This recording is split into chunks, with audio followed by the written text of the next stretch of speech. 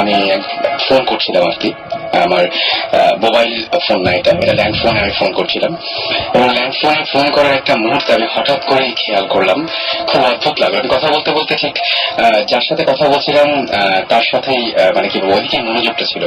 হঠাৎ করে আমি আমার হাতের বাঁ দিকে তাকিয়ে দেখলাম যে জানালার কাছে আমার একটা ছায়া পড়েছে, এবং আমার ছায়াটা ঠিক আমার মতোই দেখতে, জানালার কাছে যেহেতু, কিন্তু আমি যেভাবে ফোন ধরে আছি সে ঠিক ফোন ধরে নাই। সে যেটা করছিল জাস্ট কবজির উপরে ধুতিটা রেখে মনে হচ্ছে যে ঘুমিয়ে পড়বে, এরকম একটা অবস্থা। আমি একদম একভাবে তাকালাম এবং আমার সাথে আই কন্ট্যাক্ট হলো। আমি কিন্তু মানে একদম ঠিক দেখলাম, এবং তারপর যেটা হলো যে আমি আবার সঙ্গে সঙ্গে চোখটা ফিরিয়ে নিলাম, বেশিক্ষণ তাকিয়ে রাখতে পারিনি। একটু পরে দেখলাম যে হ্যাঁ, সেও তার যে শরীরের যে মানে অঙ্গভঙ্গি আর কি সেটা চেঞ্জ করলো, মাথা চুলকাতে শুরু করলো। আমি যা দেখেছি সম্পূর্ণ ভুল দেখতে পারি, হতেই পারে। আমি যা দেখেছি সম্পূর্ণ ঠিক দেখতে পারি, হতেই পারে। আপনি যখন ব্যস্ত থাকেন কোনো কিছু নিয়ে, তখন নিশ্চয়ই আপনি এরকম খোঁজেন না আপনার প্রতিচ্ছবি বা আপনার ছায়াটা কিরকম পড়েছে, বা আপনার ব্যাকগ্রাউন্ডে আয়নার পেছনে কি আছে। বাথরুমে কোনোদিন গেছেন, মানে গিয়ে দেখেছেন রাতের বেলায়, গভীর রাতে, শুধু নিজেকে দেখা ছাড়া অন্য কিছু, যে আপনার ব্যাকগ্রাউন্ড, আপনার পেছনের যে প্রেক্ষাপট, আপনার সেই বাথরুমের পেছনের দৃশ্যগুলো কেমন, সেখানে আসলেও আর কিছু ছায়া পড়ছে কিনা। হয়তো দেখেছেন, হয়তো দেখেননি, হয়তো দেখে থাকলে ভুল দেখেছেন, হয়তো দেখে থাকলে ঠিক দেখেছেন, কে বলতে পারে। যাই হোক, কেউ বলতে পারুক আর না পারুক, আমাদের সঙ্গে রয়েছেন রেগুলার আমাদের মতোই একজন লিসনার, এবং আমাদের ভৌতিক টিম এখন এসে পৌঁছনি, তারা নিশ্চয়ই কিছু করে আমাদের পৌঁছে যাবেন। এবং আপনারা যেটা করতে হবে, আপনাদের অনুভূতিগুলো শেয়ার করতে হবে আমাদের সাথে, আর সেই জন্য যেটা করতে হবে, শাউট লিখে স্পেস দিয়ে আপনার নাম লিখে স্পেস দিয়ে আপনার মেসেজটা লিখে পাঠিয়ে দিতে হবে 9840 নাম্বারে। একটা সুখবর আছে, সেটা বলতে চাই যে আপনাদের গল্পগুলো পাঠাতে সমস্যা হয়, সো আমার একটা ইমেল অ্যাড্রেস আছে, সেটা হচ্ছে bhutfm@radiofurti.fm। আমি বানানটা বলে দিই, BHOOT ভূত একসাথেই FM @radio RADIO ফূর্তি FOORTI ফূর্তি.fm। এখানে আপনার ইচ্ছা করলে যে কোনো আপনার অ্যাকাউন্ট থেকে ইমেল করতে পারেন, এবং সেই ইমেলে আপনাদের ঘটনাগুলোর ডিটেইল আমরা জানতে পারি, যাতে করে আপনার সাথে কন্ট্যাক্ট করতে পারি। তো আমাদের এখন তো মানে সমস্ত হলেই আমাদের যিনি অতিথি আজকে আছেন, এবং তার কাছ থেকে আমরা মূলত গল্পগুলো শুনবো। তার সাথে অদ্ভুত কিছু ঘটনা হয়েছে, এবং তিনিও আপনাদের অনেকের মতোই ভীষণ আগ্রহী ছিলেন, চেয়েছিলেন আমাদেরকে আপনাদের মতো এই গল্প বা ঘটনাগুলো জানাতে। কিন্তু ঘটনা জানানোর ক্ষেত্রেই হলো বাধা, মানে কোনো একটা শক্তি বা কোনো একটা কিছু যেন চায় না আমরা ঘটনাগুলো জেনে যাই। সেই ব্যাপারটা দিয়ে শুরু করছি আজকের ভূত এখন। আমি শুধু আপনার পরিচয়টা একটু জানবো।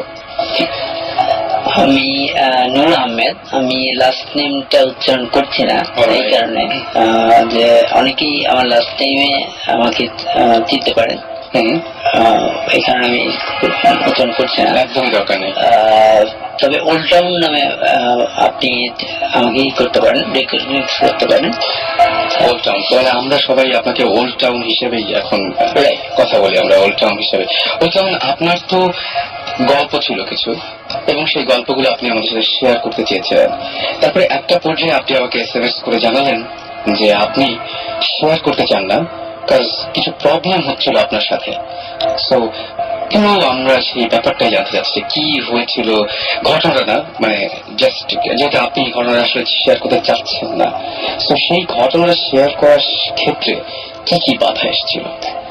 প্রথমত আমি যখন আপনাদের এই ভূত FM নিয়ে কাজ করার কাজ দেখি, কাজ শুনি, আসলে শুনি, তখনই আমার আগ্রহ জাগে, এবং ছোটবেলা থেকেই আমি প্রচুর কৌতূহলী।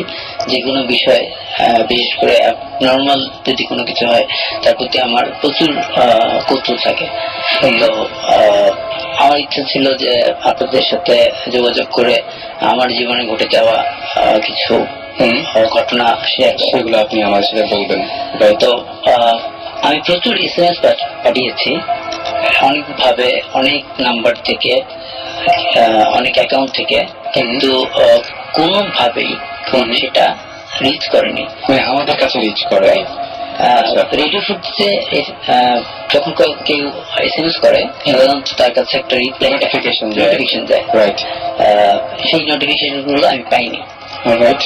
কিছু কিছু ক্ষেত্রে ঘটেছে যে আমি সকালবেলাতে পেয়েছি যে আমার SMS টি যায়নি। আচ্ছা, এটা হতে পারে, এটা হতে পারে, টেকনিক্যাল কারণে হতে পারে, এটা খুবই স্বাভাবিক। তো আমি ডিসিশন নিলাম যে আমি কিছু লিখবো। আচ্ছা, লিখে তারপরে সেটা আপনাদের মানে কাগজ কলমে লিখবো। গুড। সেটা রাত ছিল এবং কয়টার দিকে? রাত অলমোস্ট 2টা বা 2:30 এরকম সময়টা। ওকে। তো মজার ব্যাপার হচ্ছে যে একটা অ্যাপার্টমেন্টে আমি থাকছি, সেখানে পুরো ঘর খুঁজে আমি কোনো কাগজ কলম পাচ্ছি না।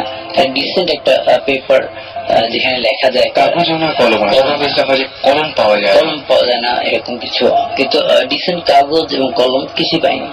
আচ্ছা, শেষে আমাকে ব্যবহৃত কিছু কাগজের উল্টো পাশে আমাকে লিখতে হয়েছে। তো আমি যখন লেখা শুরু করলাম, লেখার শুরুর আগে আমি শুরু করেছিলাম হচ্ছে যে আপনাদের প্রোগ্রামের যে ধারাটা, প্রথম দিকে আপনারা সায়েন্স এবং বিভিন্ন ধরনের যে যৌক্তিক দিকগুলো তুলে ধরছেন সেইগুলো ছিল, সেগুলো ভালো লাগছিল। কিন্তু পরবর্তীতে টার্ন নিচ্ছিল হচ্ছে গল্প শেয়ারিং, গল্প না আসলে মানে ঘটনার শেয়ারিং গুলোর দিকে। তো আমি ওই দিকে একটু মনোযোগ দিয়েছি। আচ্ছা, তারপরে এক সময় শুরু করলাম আমার অভিজ্ঞতা লেখার।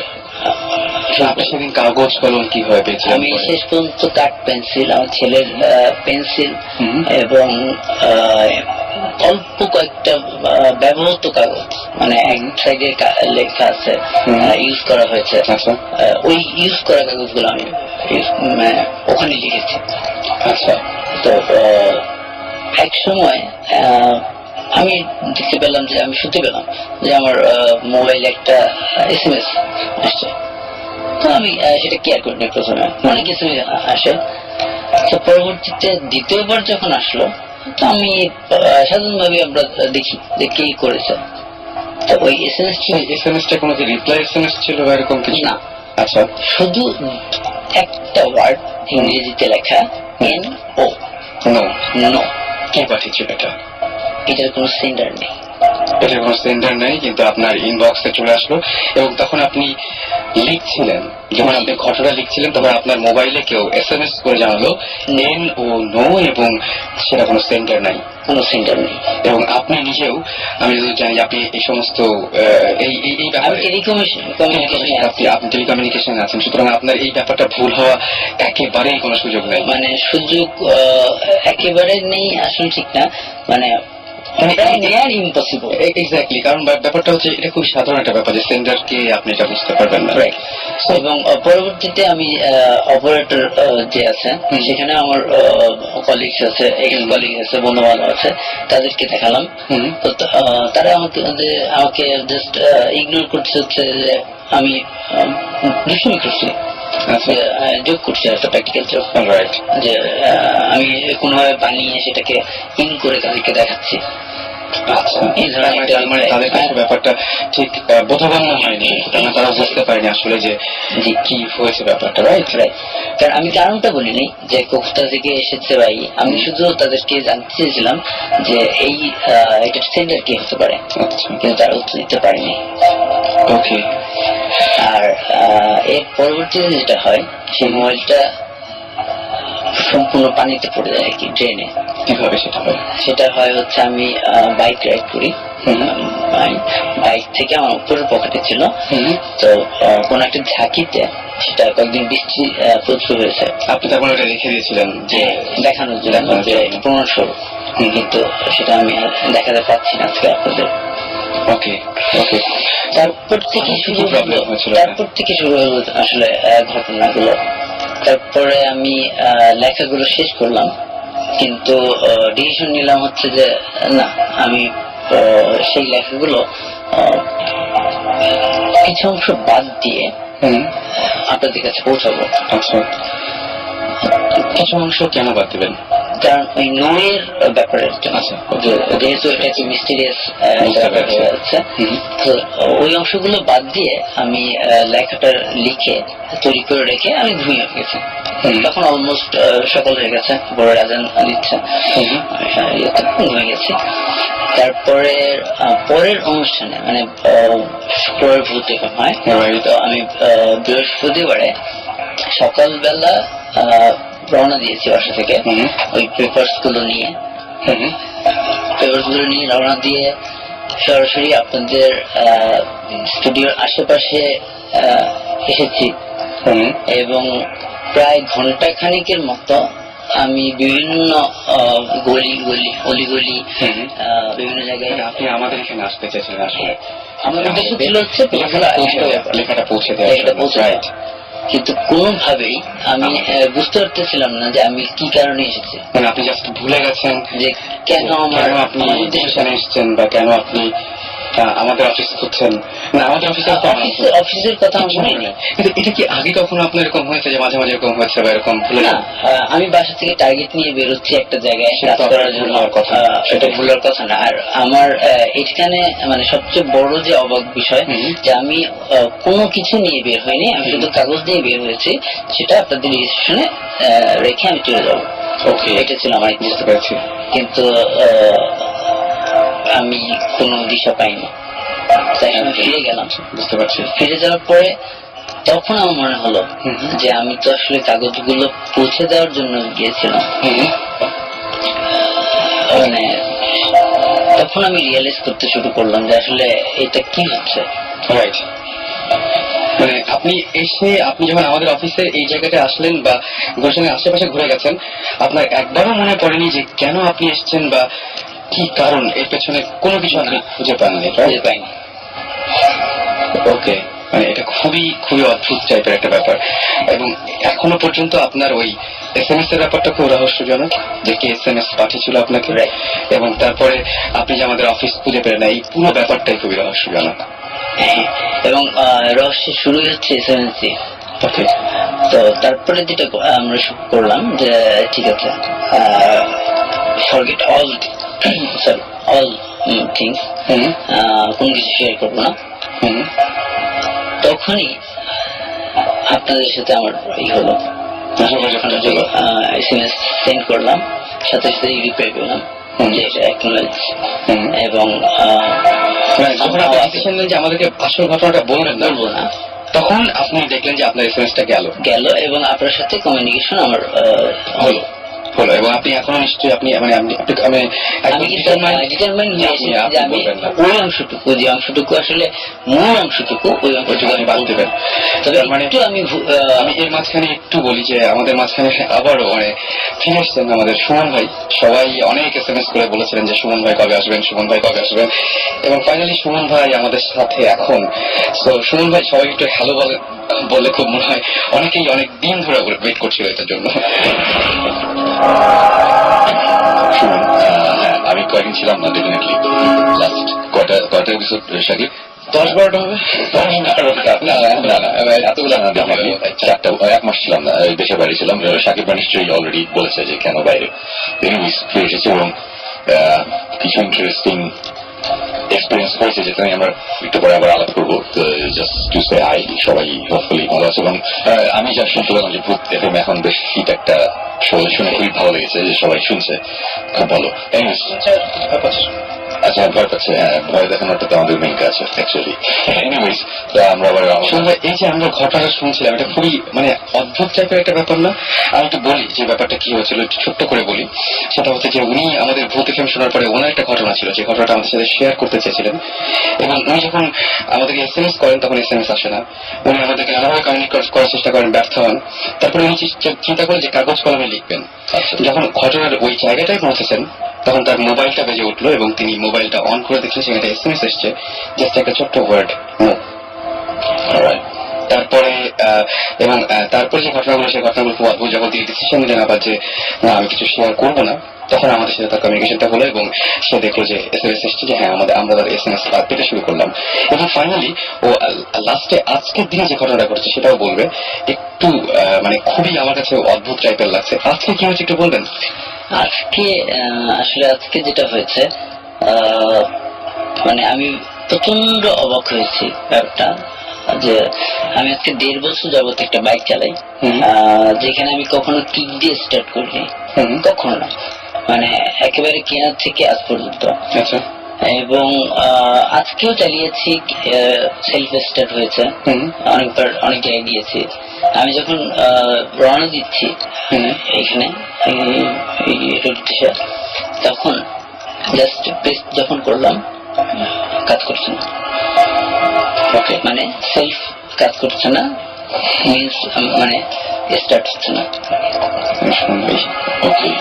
আর এরপরে আমি আরেকটু করি, আমি কিক দিয়ে স্টার্ট করে আমি চলে এসলাম আপনাদের এখানে এবং নিচে আসার পরপরই আমি যখন নামলাম এবং অফিসে নিচতলাতে গ্রাউন্ড ফ্লোরে সিকিউরিটির সাথে কথা বলছি যে কিভাবে যেতে হবে, তখনই আপনাদের এই এরিয়ার কারেন্ট চলে গেল, বিদ্যুৎ চলে গেল, লিফট বন্ধ হয়ে গেল। ওকে, মানে আমাকে 9 তলায় হেঁটে উঠতে হয়েছে। অলরাইট।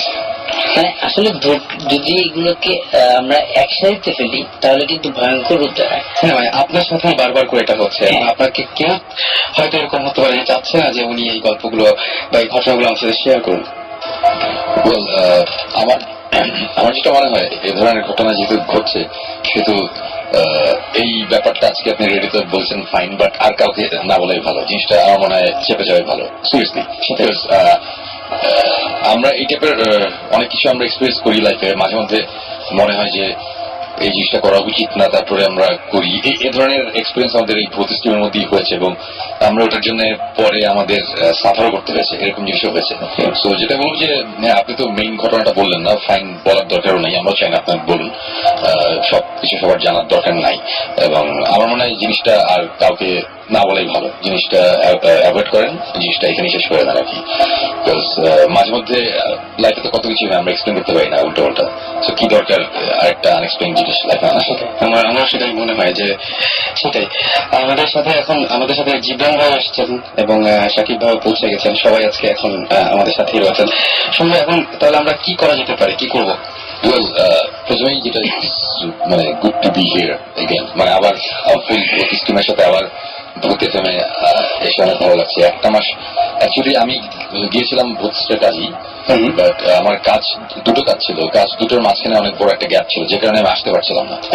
তো আমার এখন তারপরে যদি আমি 1 সপ্তাহের মধ্যে একটা কাজ সেরে আবার ঢাকায় এসে আবার 2 সপ্তাহ পরে যাই, ওটা আমার জন্য খুব একটা ভালো সলিউশন না আর কি। তো যে কারণে মাঝখানে আমি 2 সপ্তাহ ছিলাম, কোনো কাজ ছিল না, বাট দেন এগেন লাস্টে আবার একটা কাজ ছিল, সিরিয়াস দরকারি একটা জিনিস ছিল, ওটাও সেরে এসেছি। তো মোটামুটি এখন এতটুকু বলতে পারি আমরা যে আমাদের একটা ইনভেস্টিগেশনের একটা বড় একটা পার্ট আমরা মোটামুটি সলভ করতে পেরেছি এবং যাবতীয় এক্সপিরিয়েন্সও এখানে হয়েছে, খুবই ইন্টারেস্টিং। এগুলো নিয়ে ডেফিনেটলি আজকে আমরা আলাপ করবো একটু করে। ওকে, শাকিব ভাই। বারবার করে বলছি সুমন ভাই আসলে আমি আর কোনো কথা বলবো না, আমি একদম আমি আজকে জাস্ট নীরব দর্শক। হয়তো সুমন ভাই 4-5টা শো মিস করেছেন, বাট আমার কাছে মনে হচ্ছে 12-14টা শো, অনেক কথা বলতে হয়েছে। আপনার পরিচয়টা আমি আসলে আহমেদ বলেই আমি SMS সাধারণত পাঠাই হচ্ছে ওল্ড টাউন নামে। আচ্ছা আচ্ছা, এখানে ওল্ড টাউন নামে পাঠাই। আমি টেলিকমিউনিকেশন নিয়ে কাজ করি, মেইনলি হচ্ছে নেটওয়ার্কিং। ও আচ্ছা আচ্ছা, নাইস নাইস।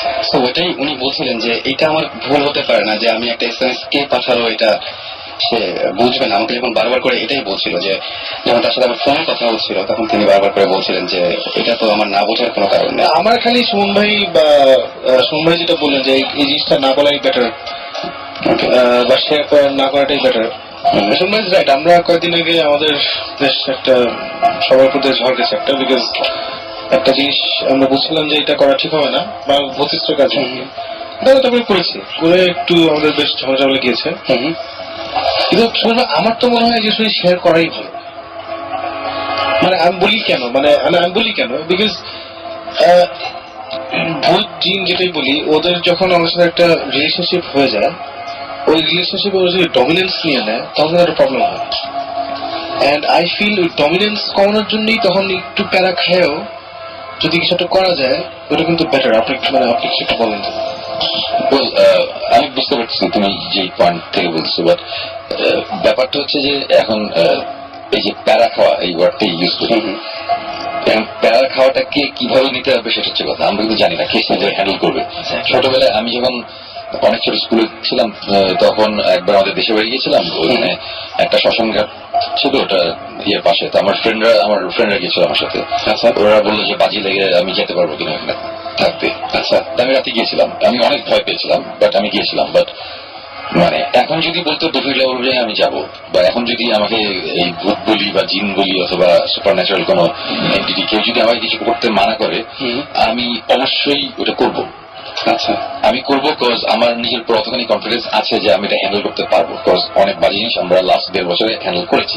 ওকে, কিন্তু সবাই তো অ্যাকচুয়ালি যাদের এটা প্রথম এক্সপিরিয়েন্স তারা তো অ্যাকচুয়ালি জানে না এটা হ্যান্ডেল করা তার পক্ষে পসিবল কিনা।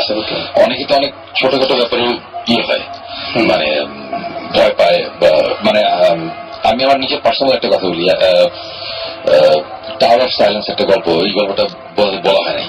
এটা অনেক আগে একটা গল্প শুনেছিলাম। গল্পটা ছিল এরকম, এটা একটা গল্প, মানে এটা সত্যি ঘটনা, বাট আমার শোনা একজনের কাছ থেকে। এটা আমি খুব ভেগভাবে ঘটনাগুলো জানি, আমি জানি না, যতখানি মনে আছে বলছি।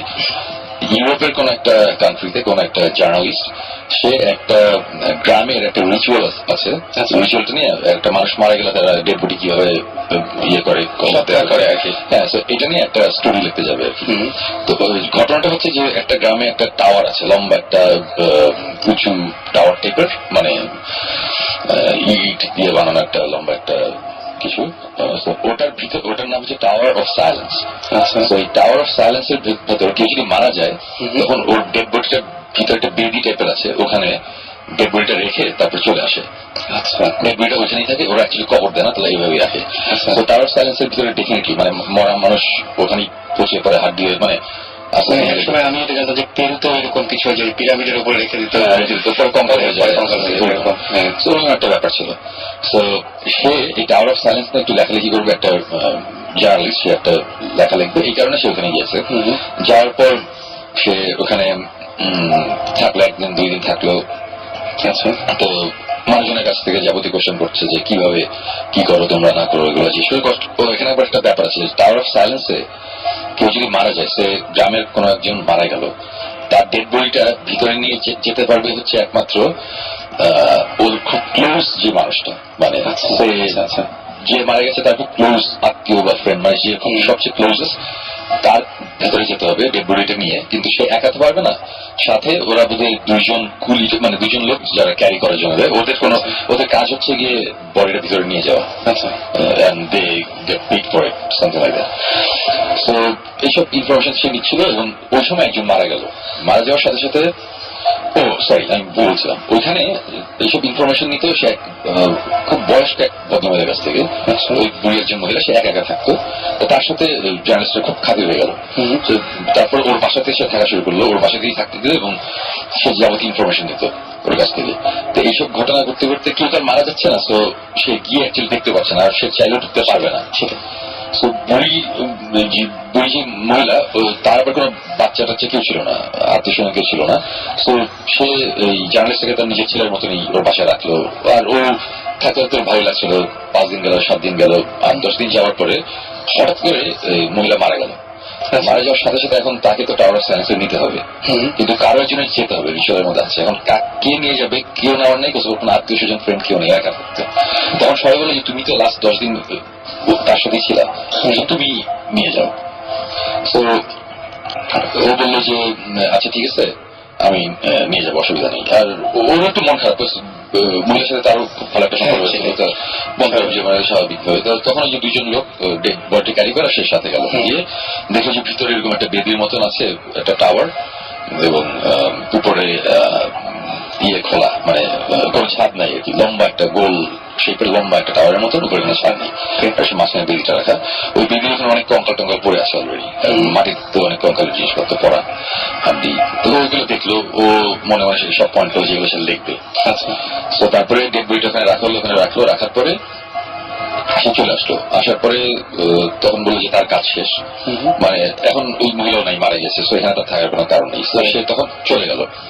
চলে যাওয়ার পর সে লেখাটা যখন প্রায় ফাইনাল করে ফেলছে, যখন এডিটরের কাছে দিবে, তখন দেখলো যে তার দু একটা কোশ্চেন রয়েছে যে এটা কি ওটা কি, একটা জিনিস এডিটর তাকে জিজ্ঞেস করেছে তুমি এগুলো ক্লিয়ার করো।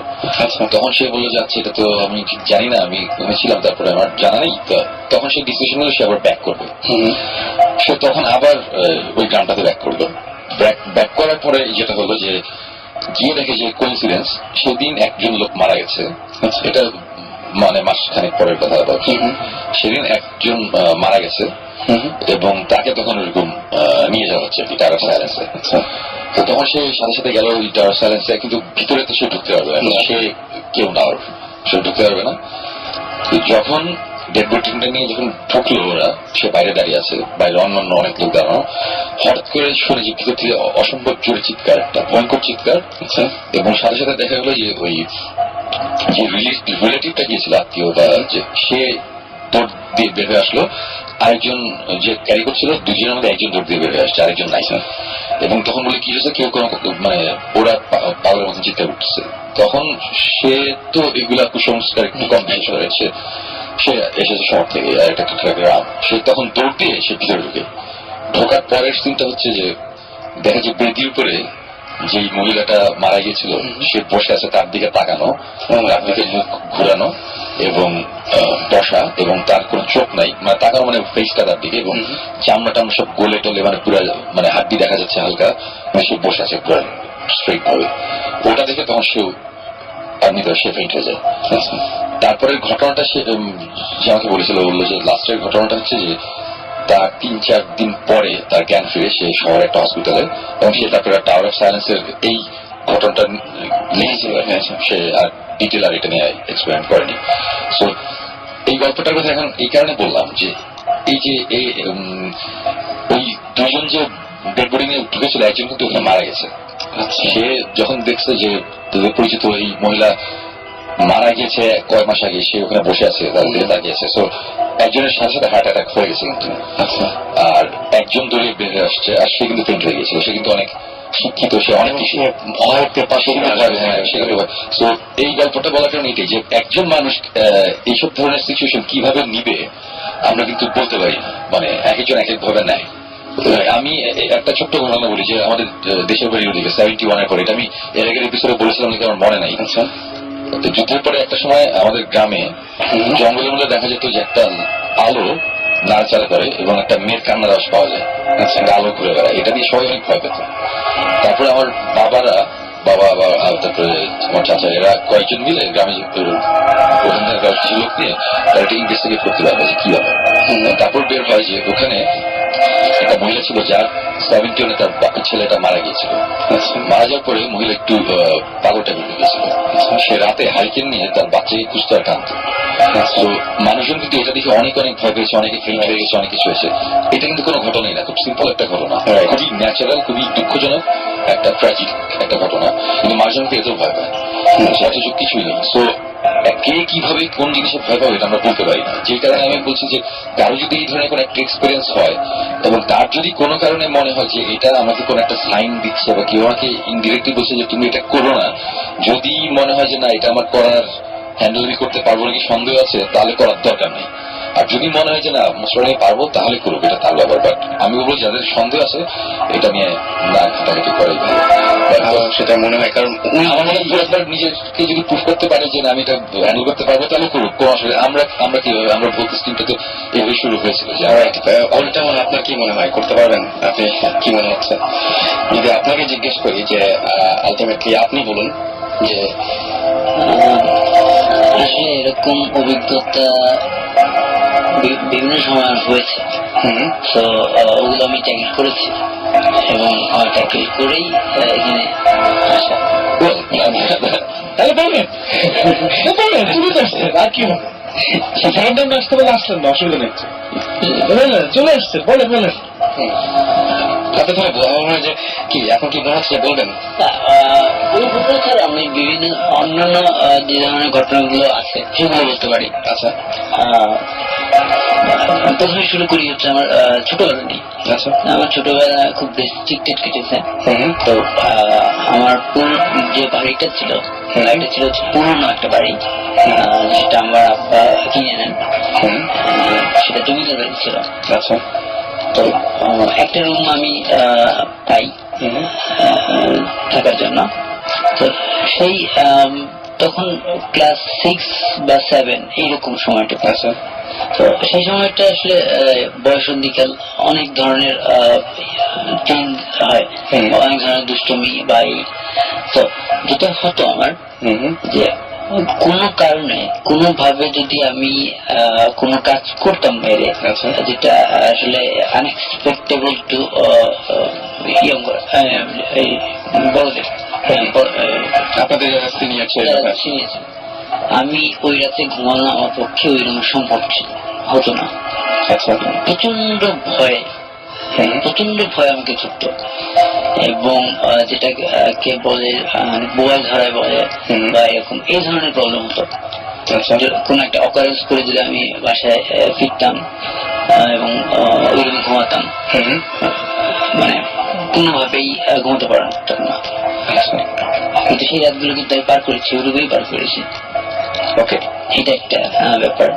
একটা ব্যাপার যে ওই রুমটাতে যদি কখনো গেস্ট আসে তো ওই রুমটা ইউজ করতে দেওয়া হতো। আমি তখন শেয়ার করতাম আমার ভাই বোনদের সাথে। তো ওই রুমে যেসব গেস্ট থেকেছেন তারা দ্বিতীয়বার আর ওই রুমে থাকতে চাননি, কখনো ফিরে আসেননি। কেউ কেউ তাদের এক্সপিরিয়েন্স বর্ণনা করে গেছেন, এবং কেউ কেউ পুরোপুরি চেপে গেছেন, এবং এক সময় দেখা গেছে যে তাদের সাথে আমাদের অনেক দূরত্ব তৈরি হয়ে গেছে। আচ্ছা, মানে কি হওয়ার পরে ওইটা বলেন যে কি হয়েছে? রাইট। ওই ঘরে আসলে কি হতো আপনি কি জানেন বা এরকম? একটা ঘটনা বলি। ওই রুমটা আসলে ড্রয়িং কাম আমার বেডরুম ছিল। তো সোফা আছে এবং আমার বিছানাতে এই আছে, বালিশ আছে। তো একদিন আমার আম্মা আমার খুব বকা শুরু করলেন। কি ব্যাপারটা হচ্ছে যে সমস্ত বালিশ কুশন সবগুলো মেঝেতে ফেলা। এটা কুশন উড়ে যেতে পারে না, কোনোভাবে পসিবল না যে উড়ে যাওয়া, কিন্তু সেটা মেঝেতে ফেলা, এলোমেলো করা। আচ্ছা, এটা আপনি করেননি? আমি করিনি, বা অন্য কেউ করেনি? অন্য কেউ। তখন আমি এবং আমার মা ছাড়া বাসার কেউ ছিল না। তো আম্মা সরাসরি আমাকে ধরলেন যে এটা তোর কাজ। আমি যতই ডিনাই করি ততই মা এটা মানতে রাজি না, কারণ উনিও করেননি। স্বাভাবিকভাবে এটা তো মানবেন না উনি। মানে এরকম কি হয়েছে আপনার যে আপনি সাধারণত কোনো সময় এরকম হয়েছে যে একটা কাজ করেছেন কিন্তু পরে আবার ভুলে গেছেন? না, এই ধরনের ঘটনা খুব আমার মনে পড়ে না যে ভুলে গেছি, সত্যি যদি ভুলে দিয়ে থাকি। আচ্ছা আচ্ছা আচ্ছা, সেটাই। তারপর আরেকদিন একটা ঘটনা ঘটেছে, আমি তখন বাসায় ছিলাম না। তো আম্মা আমার ওই রুমটাকে ঠিকঠাক করে গুছিয়ে উনি রান্নাঘরে চলে গেছেন। তো পরবর্তী রান্নাঘর থেকে বের হয়ে যখন উনি অন্যদিকে যাচ্ছিলেন, তখন উনি দেখতে পাচ্ছেন মানে কোন একটা মনে হলো যে আমি ফিরে এসেছি, বাসায় ফিরে এসেছি। কৌতূহলী হয়ে উনি যান, দেখি কেন ফিরে আসলো, তো কলেজ যাওয়ার কথা, স্কুলে যাওয়ার কথা। তো যে দেখেন যে দেয়ালে যতগুলো পোস্টার আছে, মানে ক্যালেন্ডার, সেটা অনেক আগের কথা, তখন ক্যালেন্ডার ছবি ছিল, ছবি থাকতো, মানে জন্তু জানোয়ারের ছবি আঁকা যেসব ক্যালেন্ডার বা ছিল সেগুলো উল্টানো, এবং কুশন বা বালিশ না, কুশনে স্পেশালি আঁকা ছিল, কার্টুন বা বিভিন্ন সাথে শুয়ে কাজ করা, শিশুদের কাজ করা। তো সেগুলো পুরোটা উল্টানো, সব ছবিগুলো উল্টে গেছে। মানে উল্টানো মানে হচ্ছে একদিকে সাদা, একদিকে বিছানার কাভারটা উল্টানো, তারপরে ছবিগুলো উল্টানো, এরকম টাইপের কিছু একটা, এরকম। ওকে, এটা তো বেশ অন্যরকম একটা কথা পারে মনে হচ্ছে। তো উল্টানোর ব্যাপারটা আমার কাছে খুব ইন্টারেস্টিং লাগছে, বিকজ এই উল্টো ছবি, উল্টো জিনিসপত্রের সাথে আমরা এখন পর্যন্ত রিসার্চ করে যা বের করতে পেরেছি, মানে সাক্ষাৎ শয়তান যেটা বলে, মানে ডেভিল ওয়ার্শিপ করা বা ডেভিল এই টাইপের কিছু যদি আমরা কিছু দেখি সেখানে উল্টো ব্যাপারটা থাকে আর কি। So, এই যে বাসাটায় ঘটনাটা ঘটেছিল ওই বাসাটা কি এখনো আছে? আনফর্চুনেটলি আসলে ওটা ভেঙে ফেলা হয়েছে। আচ্ছা, এবং মজার জিনিস হচ্ছে যে আমি এখন যে অংশটা আছি ঠিক ওই জায়গাটাতেই ফিরে এসেছি। আচ্ছা, মানে আমি অনেকদিন দেশের বাইরে, ঢাকার বাইরে বিভিন্ন জায়গায় পোস্টিং ছিলাম। তারপরে এখন নতুন করে বিল্ডিং করা হয়েছে, অ্যাপার্টমেন্ট করা হয়েছে। তো যে অংশটুকু, যে বেডরুমটা অ্যালোকেট করা হয়েছে আমাকে, আচ্ছা, ওটাই ওই পজিশনে আমি ছিলাম। আচ্ছা, ওইখানেই এখন অ্যাপার্টমেন্ট উঠেছে এবং আপনার যে রুমটা হচ্ছে ওই আগের বাসা আগের ছিল ওই জায়গায়। আচ্ছা, আপনি কোন ফ্লোরে আছেন এখন আর আগে ওই বাসাটা কোন ফ্লোর ছিল? আমি আছি এখন থার্ড ফ্লোরে, 4 তলাতে। আগে বাসাটা কি একতলা ছিল না দোতলা ছিল? 3 তলা ছিল। 3 তলা ছিল। আপনি নিচের তলায় কে থাকে? এখন মানে কে থাকে, মানে নাম জানা দরকার নেই। এই মুহূর্তে হচ্ছে ডুপ্লেক্স। আচ্ছা, নিচে হচ্ছে আম্মা। আচ্ছা, এবং আমার শ্বশুর। এখন ওখানে কোনো সমস্যা হয় না নাকি? এখন এই ধরনের কোনো সরাসরি কোনো সমস্যা হয় না। তো কিন্তু সমস্যাগুলো তো বাসাতেই হয়েছে, যে লিখতে গিয়ে কাগজ কলম খুঁজে না পাওয়া, তারপর লেখার মাঝখানে SMS পাওয়া, এগুলো কিন্তু আবার ওইখানেই হচ্ছে। এই টাইপের জিনিসপত্র তো অ্যাকচুয়ালি কি বলবো, আমি যেটা বলবো যে এই টাইপের সিনারিও আমাদের মানে এরকম হয়েছে যে আমরা স্পেসিফিক একটা বাসাতে যাচ্ছি ইনভেস্টিগেশনের কারণে, আমরা যাব কিন্তু আমরা অনেক সিগন্যাল পেয়েছি যে না এখানে যাওয়া ঠিক না। এই ধরনের ঘটনা কিন্তু আমাদের মধ্যেই হয়েছে। ইভেন এরকম একদিন ঘটনা ঘটেছে যে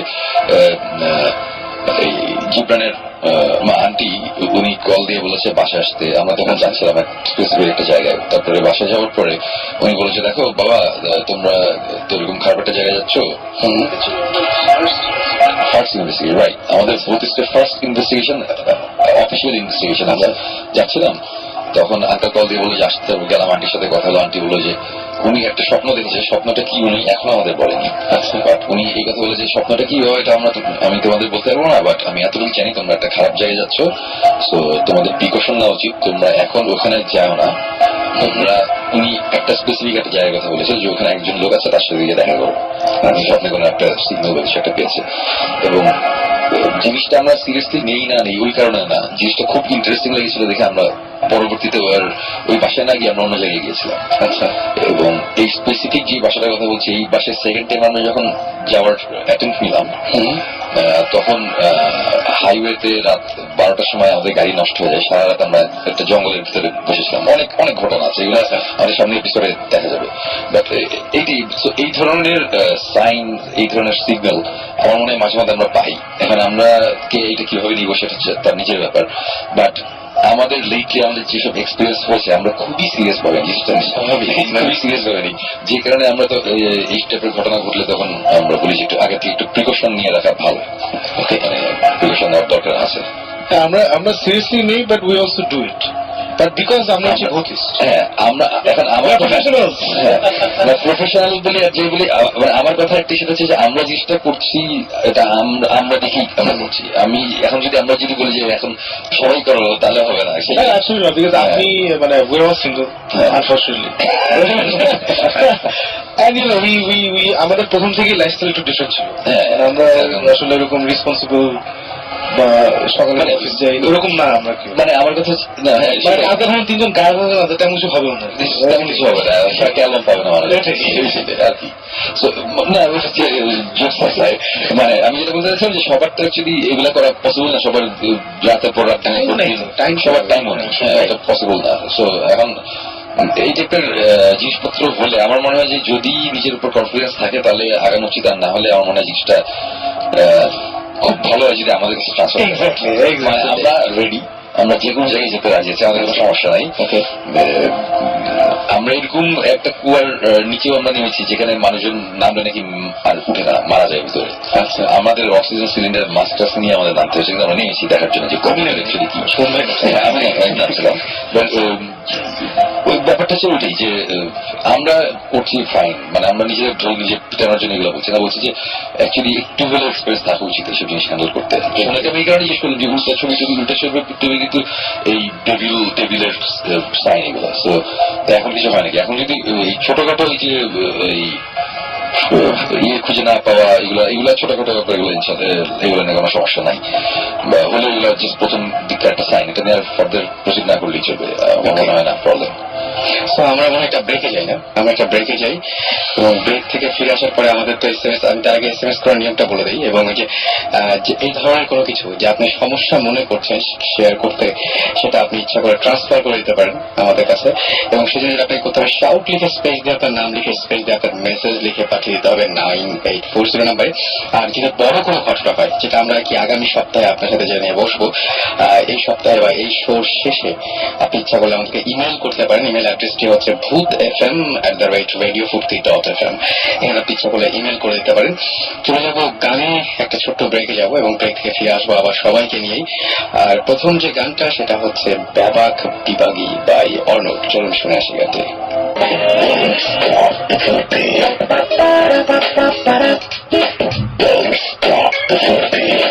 Radio 48.0 FM.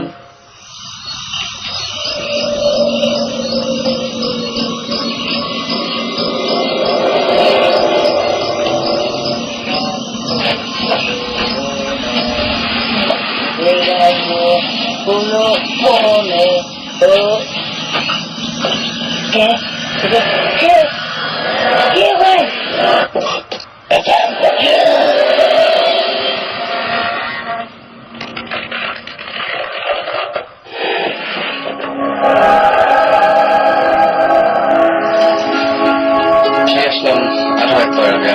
এবং শুনছেন সবসময় রেডিও ফুর্তি, চলছে ভূত FM। আর ভূত FM এ SMS তো বেশ কিছু আছে, তবে তার একটা ফোন কল নিব। আর এই মুহূর্তে আমার সাথে ফোনে রয়েছেন, তার নামও রাসেল, তার সঙ্গে আমরা একটু কথা বলি। এবং আমি বলি যে আমাদের সাথে এখন জিবরান ভাই, সাকিব ভাই এবং সুমন ভাই সবাই আছেন, আপনাকে সবাই শুনতে পাচ্ছেন। হ্যালো। জি হ্যালো। হ্যালো, হ্যাঁ জি, কেমন আছেন? জি ভালো। ভালো আছেন, ওকে। আপনি আমাদেরকে SMS করেছিলেন এবং বলেছিলেন যে আপনার বেশ কিছু ঘটনা আছে, সেই ঘটনাগুলো একটু আমাদের সাথে শেয়ার করবেন। আসলে আমি যে একটা শেয়ার করবো চিন্তা করেছিলাম আর কি, সেটা আমি চিন্তা করছিলাম যে আপনাদের সাথে আমি শেয়ার করবো। এখন কিছুক্ষণ আগে আপনাদের যে অনুষ্ঠানে শুনলাম যে আপনাকে বিভিন্ন রকম সাইন দিচ্ছে, এটা আসলে না করলে ট্র্যাকেল দেওয়াটা আর কি। আমার ওইরকম ঘটনাটা আসলে আমি অভ্যস্ত না, তো আমি ট্র্যাকেল দিতে পারবো না। আমি যখন জিনিসটা চিন্তা করছি আপনাদেরকে আমি এইসব বলবো। আমি কিছুক্ষণ আগে দেখছি আমার মাথাটা ব্যথা করতেছে, প্লাস চোখ ঝাপসা মনে হচ্ছে, ডিফারেন্স মনে হচ্ছে। সাধারণত আমি এরকম হয় না আর কি, আমার এরকম হয় না। তো আমি আসলে চাচ্ছি না শেয়ার করতে জিনিসটা। আপনার এখন অসুস্থ লাগছে? হ্যাঁ, আমার আসলে অসুস্থ লাগছে, আমি জিনিসটা নিজেই অবাক হচ্ছি, তো আমি চাচ্ছি না শেয়ার করতে জিনিসটা। ওকে, তাহলে শুনুন ভাই, তাহলে মনে হয় ওনাকে ইয়ে করাই ভালো, ছেড়ে দিয়ে ভালো। শেয়ার করতে না চাইলে অসুবিধা নাই, বাট আপনি যদি কখনো মনে করেন যে আপনি জিনিসটা আমাদের সাথে পার্সোনালি আলাপ করতে চান, মানে রেডিওতে না, তখন জাস্ট এই রেডিও জাস্ট কন্ট্যাক্ট করলেই হবে। আমাদের সাথে আপনাদের যোগাযোগ করানোর ব্যবস্থা রাস্তা করবে এবং তখন আমরা আলাদাভাবে আপনাদের কোনো সমস্যা থাকলে আমরা শুনবো এবং আমরা চেষ্টা করবো ওটার কোন একটা সলিউশন দিতে। ওকে, থ্যাংক ইউ। তাহলে ওকে, থ্যাংক ইউ সো মাচ। আমরা যেহেতু উনি কথা বলতে কমফোর্টেবল না আমাদের সাথে এখন, এবং তিনি অসুস্থ বোধ করছেন, সুতরাং তার সাথে কথা না বলে ভালো। আমাদেরকে রাকা SMS করে বলছেন তার সাথে কিছু মানে অদ্ভুত ঘটনা ঘটেছে এবং সেই অদ্ভুত ঘটনাগুলো তিনি শেয়ার করতে চান, বাট এখন মুখে বলতে পারবেন না, ফোনে বলতে পারবেন না, মেইল করতে হবে, কিন্তু তার ইন্টারনেট নাই। সো পরে আমার মনে হয় যখন মেইল ইন্টারনেট আসবে, যখন আপনি আবার কানেক্টেড হবেন, তখন নিশ্চয়ই আপনি সেন্ড করতে হবে আপনার ঘটনা। আপনি একটা কোয়েশ্চেন করেছেন মানে ভৌতিস্ট টিমের কাছে, বেসিক্যালি তিনি বলছেন যে ভৌতিস্ট টিম মানে ভৌতিস্ট এই কাণ্ড কীর্তি যা কিছু শুনছি আমরা, সেটা টিভিতে কবে আসবে? নামনি কোয়েশ্চেনটা করছে। নামনি নাদিয়া, ওকে। ভৌতিস্ট অন এয়ার করার প্ল্যান ছিল আমাদের নেক্সট মান্থেই, বাট যেটা হয়েছে কয়েকদিন আগে একটা ইনভেস্টিগেশনের কারণে আমার আপনারা জানেন নাকি জানি না, আমার একটু দেশের বাইরে যেতে হয়েছিল। সো দেশে ছিলাম না, যে কারণে প্রায় মাসখানেক আমি দেশে ছিলাম না, ভূত এফএম আমি ছিলাম না। সো ওখানে যাওয়ার পরে আমাদের ইনভেস্টিগেশনটাতে একটা নতুন কিছু ডেভেলপমেন্ট হয়েছে, এবং যেই প্রবলেমটা আপাতত আমরা সলভ না করে আমরা অন এয়ারে যেতে চাচ্ছি না, এবং আমাদের শুটিং এ বাকি আছে, 1 মাস আমি ছিলাম না। সো শুটিং স্বাভাবিকভাবে একটু পিছিয়ে গেছে। সো হোপফুলি আমরা ডিসেম্বরের এন্ডের দিকে আমরা টিভিতে ভূতিস নিয়ে কাজ করবো, মানে কোরবানির থেকে একটা প্ল্যান আছে। তো দেখা যাক, এখন পুরোটুকু ডিপেন্ড করছে, সবকিছু তো আমার হাতে না, আমাদের হাতে না, শুটিং টুটিং এর ব্যাপার আছে কিছু। সো ওগুলোর উপর ডিপেন্ড করছে আমরা কবে অ্যাকচুয়ালি ভূতিসটা অন এয়ার হবে। বাট সাকিব যদি দেখতে চান তাহলে আমরা যদি দেখতে চান আপনি ইউটিউবে যে www.youtube.com এ যে আপনি ওখানে সার্চ দিতে হবে ভূতিস্ট ট্রেলার টাইপ দিয়ে। স্পেলিংটা হচ্ছে BHOUTIST, ভূতিস্ট ট্রেলার নর্মাল স্পেলিং দিয়ে টাইপ দিলে আমাদের একটা ট্রেলার আপলোড করা আছে, আপনারা দেখতে পারবেন। ভেরি গুড, আমি দেখেছি। আরাফাত নামটা শুনলে আমার আসলে একটু হাসি লাগে। তো আরাফাত একটা জিনিস শেয়ার করেছেন। আরাফাত বলছেন যে আমি রাতে হঠাৎ করে অলৌকিক শক্তি পেতাম আর ঘর থেকে বাইরে চলে যেতাম, কিন্তু দরজা লাগানো থাকতো। দরজা লাগানো থাকতো, রাইট।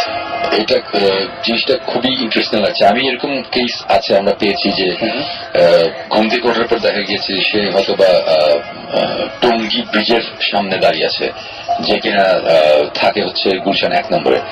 এরকম ঘটনা আমরা পেয়েছি। ইনফ্যাক্ট আমার এক ফ্রেন্ডের, ছোটবেলায় এটা দেখেছিলাম, আমার এক ফ্রেন্ডের বোন, সে ঘুম থেকে ওঠার পরে দেখা গিয়েছে যে তার পায়ের নিচে কাটা, গাছ টাচ লেগে আছে, বাট এটা কিভাবে হয়েছে কেউ ধরতে পারছিল না। তারপর বের হলো যে সে নাকি ঘুমের মধ্যে হেঁটে বের হয়ে যেত, দরজা খুলে বের হয়ে, পাশে একটা কনস্ট্রাকশন সাইট ছিল, ওখানে হাঁটতো, ওইখানে কাজটা ছিল, ওই কাঁচও ময়লা সব পায়ে লেগে সে আবার ঘরে ঢুকে আবার দরজা লাগিয়ে দিত। বাট দরজা বন্ধ আপনি বাইরে, এটা খুব ইন্টারেস্টিং। এটা খুব ইন্টারেস্টিং, সেটাই। এবং যে অলৌকিক শক্তি, এই যে শক্তির ব্যাপারটা, এটাও খুব অদ্ভুত লাগলো আমার কাছে, যে এই শক্তি, হঠাৎ করে শক্তি পাওয়া, যতটুকু না কাছে অনেক বেশি শক্তি পাওয়া, এটা কিভাবে সম্ভব? ওই শক্তির ব্যাপারটা অলৌকিক হতো, মানে এরকমটা, মানে এরকম জিনিস তো আমরা দেখেছি যে খুবই কি বলবো, যে একটা মানুষ যার অতটা ফিজিক্যাল স্ট্রেংথ নেই, কিন্তু কোন একটা সার্টেন সিচুয়েশনে যাওয়ার পরে সে অসম্ভব শক্তি সে পেয়েছে। একসাথে 3-4 জনকে আমরা একবার এই সাভারের একটু বাইরে একটা জায়গায় আমরা 3 জন গিয়েছিলাম একবার, একটা যে একজনকে নাকি চিনে ধরেছে, এটা প্রায় জিনিস, এক মহিলাকে, এবং আমরা নিজের চোখে দেখেছি সে তাকে 2-3 জন ধরে রাখতে পারছে না, মানে পুরুষ মানুষ, শক্তিশালী লোকজন, তো জাস্ট ধাক্কা দিয়ে চিটকে ফেলে দিচ্ছে। এগুলো আমাদের নিজের চোখের সামনে দেখা। সো ডেফিনেটলি এই ধরনের কোনো মানে হলে হ্যাঁ হয়তো বা এই ধরনের কিছু একটা হতে পারে। বাট দরজা বন্ধ, উনি বাইরে, এটা কিভাবে হচ্ছে আমি এটা বলতে পারছি না আসলে। এটা খুব ইন্টারেস্টিং একটা ব্যাপার। এই জিনিসটা যদি আবার যদি কখনো হয় বা এই ধরনের ঘটনা ঘটতে থাকলে ডেফিনেটলি আমাদের জানালে আমরা এটা নিয়ে দেখতে পারি যে ব্যাপারটা অ্যাকচুয়ালি কি হচ্ছে। ওকে, আরেকজন লিখেছেন, তার নামটা তিনি লিখেছেন যে আমি আগের উইকে এফএম শুনে যখন ঘুমাতে গেলাম তখন কিছু হলো আমার সাথে, লাইট অফ কখন হলো, মানে জাস্ট কোন একটা কিছু হয়েছে তিনি বুঝতে পারি, কখন লাইট অফ হলো, কখন তিনি ঘুমালেন, কোনো কিছু তার মনে নাই আর কি। এবং তার মনে হচ্ছে মাঝে মাঝে কেউ তাকে অনেক নাড়াচ্ছে আর কি। ওকে, মানে কেউ তাকে ধরে নাড়াচ্ছে, এরকম টাইপের মনে হচ্ছে। ধরে নাড়াচ্ছে মানে কেউ ঝাঁকাচ্ছে, এরকম টাইপের কিছু। এই ঝাঁকানোর ব্যাপারটা আসতেই আমি ছোট একটা ঘটনা মনে পড়েছে। সেটা হচ্ছে যে আমি এবং শিশির, আমার অফলাইন ব্যান্ডের গিটারিস্ট, আমরা দুজন একবার গিয়েছিলাম, আমাদের কিছু গিটারের ইনস্ট্রুমেন্ট কিনতে হবে, তো আমরা গেছিলাম ব্যাংককে। আচ্ছা, শিশির তার 2টা গিটার কিনলো, আমি আমার বেস প্রসেসর কিনলাম, আরো জিনিসপত্র, মিউজিক্যাল ইনস্ট্রুমেন্টস কেনার পরে আমরা রাতে একটা মুভি দেখলাম। মুভিটা দেখে হোটেলে ফিরেছি। তো হোটেলে আমাদের 2টা সিঙ্গেল বেড, শিশির একটা বেড, আমার একটা বেড। তা শিশির সকালবেলা আমাকে বললো যে, শোন ভাই, আপনি কি রাতে কিছু একটা হয়েছিল? আমি বললাম যে কেন, কি? বললো যে মনে হচ্ছিল যে আপনি, মানে ফার্স্ট টাইম মনে হলো যে আপনি কাঁপছেন, আপনার মুখে একটা আওয়াজ এসেছে, পেলাম। তারপর মনে হলো যে পুরো খাট কাঁপছে, মানে কেউ আপনাকে ঝাঁকাচ্ছিল, তারপর মনে হলো যে পুরো খাট ধরে ঝাঁকাচ্ছে, এরকম একটা জিনিস হচ্ছে। বাট আমি ঠিক বুঝলাম না কি হয়েছে, একটু ভয় লাগছে, আমি আর আপনাকে উঠাইনি, মানে শুয়ে পড়ছে আর কি, করে নাই, মজার করে নাই। আচ্ছা, তো এই জিনিসটা এখন, এটা তো আমি এক্সপিরিয়েন্স অ্যাকচুয়ালি করি নাই, করছে শিশির, সে দেখছে। অ্যাকচুয়ালি কি হয়েছে আমি জানি না। বাট এই টাইপের জিনিসপত্র, যে অনেকে আবার একটা কথা বলে যে বোবায় ধরে, এই একটা ওয়ার্ড, বোবায় ধরে। রাত্রিবেলা অনেক সময় মানুষজনের এরকম স্বপ্নে এরকম একটা জিনিস হয় যে কোন একটা ভয়ঙ্কর একটা কিছু হচ্ছে এবং সে মুখ দিয়ে আওয়াজ আসছে না, কথা বলতে পারছে না, দম বন্ধ হয়ে যাচ্ছে, এরকম একটা জিনিস হয়। এটা আমার লাইফে আমার অনেকবার হয়েছে এবং একটা ঘটনার সাথে একটা ঘটনা কানেক্টেড। আমি অন্য একটা ঘটনায় যাচ্ছি, সেটা হচ্ছে যে তখন ফুয়াদ আমার বাসায় থাকতো। আচ্ছা, তো আমরা দুজন একসাথে থাকতাম একই বিষয়ে। তো একদিন রাতে ফুয়াদ কাজ করছে স্টুডিওতে, আমি তখন আমার রুমে, আমি আমার বেডরুমে। হঠাৎ করে ফুয়াদ এসে বলে যে শুন ভাই আপনি কি আমার রুমে আসছিলেন, স্টুডিওতে আসছিলেন? আমি বললাম না আসিনি। বলে ও মাই গড, কেন? বলে যে আমি কাজ করতেছিলাম, মনে হলো মানে আমাদের স্টুডিওটা ছিল যে একটা রুমে ঢুকলে বাম দিকের দরজা দিয়ে ঢুকলে হচ্ছে স্টুডিও, ডান দিকের দরজা হচ্ছে আমাদের অরিজিনাল প্র্যাকটিস প্যাড।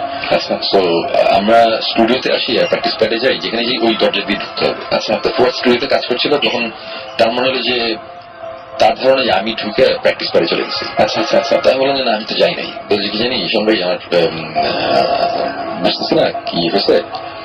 আচ্ছা এটা কোনো ব্যাপার না বলে আমি কম্পিউটার ছিলাম, হয়তো ফেসবুকিং করতেছি। আচ্ছা, তা আমি আবার আমার ঘরে ফিরে গেছি। আমি আমার ঘরে ব্যাক করছি, ব্যাক করে দেখি আমার কম্পিউটার বন্ধ। আচ্ছা, আমি বললাম যে কম্পিউটার তো আমি অফ করিনি, কম্পিউটার অন করা ছিল, আমি লগ ইন ছিলাম অনলাইনে, নেটে ছিলাম। সো তারপরে এক্সপ্লেনেশন দিলাম যে এটা আমাদের উইন্ডোজের প্রবলেম, যেটা কম্পিউটার বন্ধ হয়ে যায়। তো ঘটনাটা ওখানেই শেষ হতো, কিন্তু হয় নাই এই কারণে রাতে তারপরে প্রায় 4টার দিকে কোনো একটা সময় আমি ঘুমাতে গেছি। একটা সময় আমার এই যে বোবাই ধরা যেটা বলে, আমার কি স্বপ্ন দেখছিলাম আমার মনে নেই। আচ্ছা, বা খুব ভয়ঙ্কর একটা কিছু দেখছিলাম এবং আমি দম বন্ধ হয়ে যাচ্ছিলাম, চিৎকার করতে পারছি না, মানে যেটা হয় আর কি। অনেক কষ্ট ঘুম ভেঙেছে, তখন ঘেমে টেমে গেছি, খুব খারাপ অবস্থা। এবং তারপরের দিন ফুয়াদ আমাকে বলতেছে যে শোন ভাই কালকে রাত্রেবেলা এটা কি দেখলাম না দেখলাম, বাট তারপরে যখন ঘুমিয়ে দিয়ে গেছি আমার বোবাই ধরছিল। একই ঘটনা দুজনের। হ্যাঁ, এখন আমি তখন ওদের বললাম যে কয়টার সময়, বলে আমার তো মনে নেই। আমি তখন ঘুমাইতে গেছি কখন, বলে আমি 4:30 দিকে ঘুমাইতে গেছি। আমি আমার বেডরুমে আমার সিলিং একটা ঘড়ি আছে, যেটা ওই যে লেজার ঘড়ি, মানে রে মারে একটা, মানে অন্ধকারের মধ্যে একটা দেয়ালের মধ্যে একটা ইয়ে পড়ে লেজারের ঘড়ির টাইমটা। তো আমার ঘুম ভাঙলে আমি প্রথমেই ঘড়ির দিকে তাকাই। তো আমার মনে ছিল এটা 5টা সামথিং, 5টার পরের ঘটনা। আমি যখন ফলের সাথে আমি মিলে দেখলাম সে 4:30 দিকে ঘুমাতে গেছে, তারপরে হয়েছে সে জানে না টাইমটা কখন। তো মোটামুটি আমরা যাচ্ছিলাম যে সকাল হওয়ার আগে আগে ওরকম একটা সময় সেম টাইমই মোস্ট প্রবাবলি আমাদের দুজনের একই ঘটনা ঘটে, এই ইনসিডেন্টটা হয়েছিল। সো এই ধরনের অনেক কিছু হয়। এখন আমি সাকিব, জিবরান, আমরা লাস্ট 1.5 বছরে আমরা যা যা এক্সপিরিয়েন্স করেছি, আমরা ডেফিনেটলি বলবো যে এখানে একটা কোনো একটা ব্যাপার আছে। কেউ কেউ হয়তো বলবে উড়িয়ে দিবে, বাট আমি এখন কোনো কিছু সহজে উড়িয়ে দিই না। বিশেষ করে এই লাস্ট যে ট্যুরটা হলো, রিসেন্ট যে ট্যুরটা, বছরের এক্সপেরিমেন্টের পরে, মানে এক্সপ্লোরিং এর পরে, তারপরে এই আমাদের এই এক ইনভেস্টিগেশন নিয়ে যখন এরকম একটা অবস্থার মধ্যে আমরা পড়েছি, আমরা একটা ইনভেস্টিগেশনের মাঝখানে যে আমরা সবাই যেতেও পারছি না, এখানে ভূত এফএমও আছে, এখানে অন্যান্য কাজও আছে সবার। তো এই কারণে আমার ইউনাইটেড স্টেটসে আমার যেতে হয়েছিল, সাকিব এখানে ছিল। তো ওখানে যাওয়ার পরেও যে এক্সপিরিয়েন্স গুলো হয়েছে, এরপরে আমি ডেফিনেটলি বলবো যে হ্যাঁ অবশ্যই দেশ মানে মানে আমরা এখন এক্সপ্লেন করতে পারছি না, এরকম ডেফিনেটলি আছে।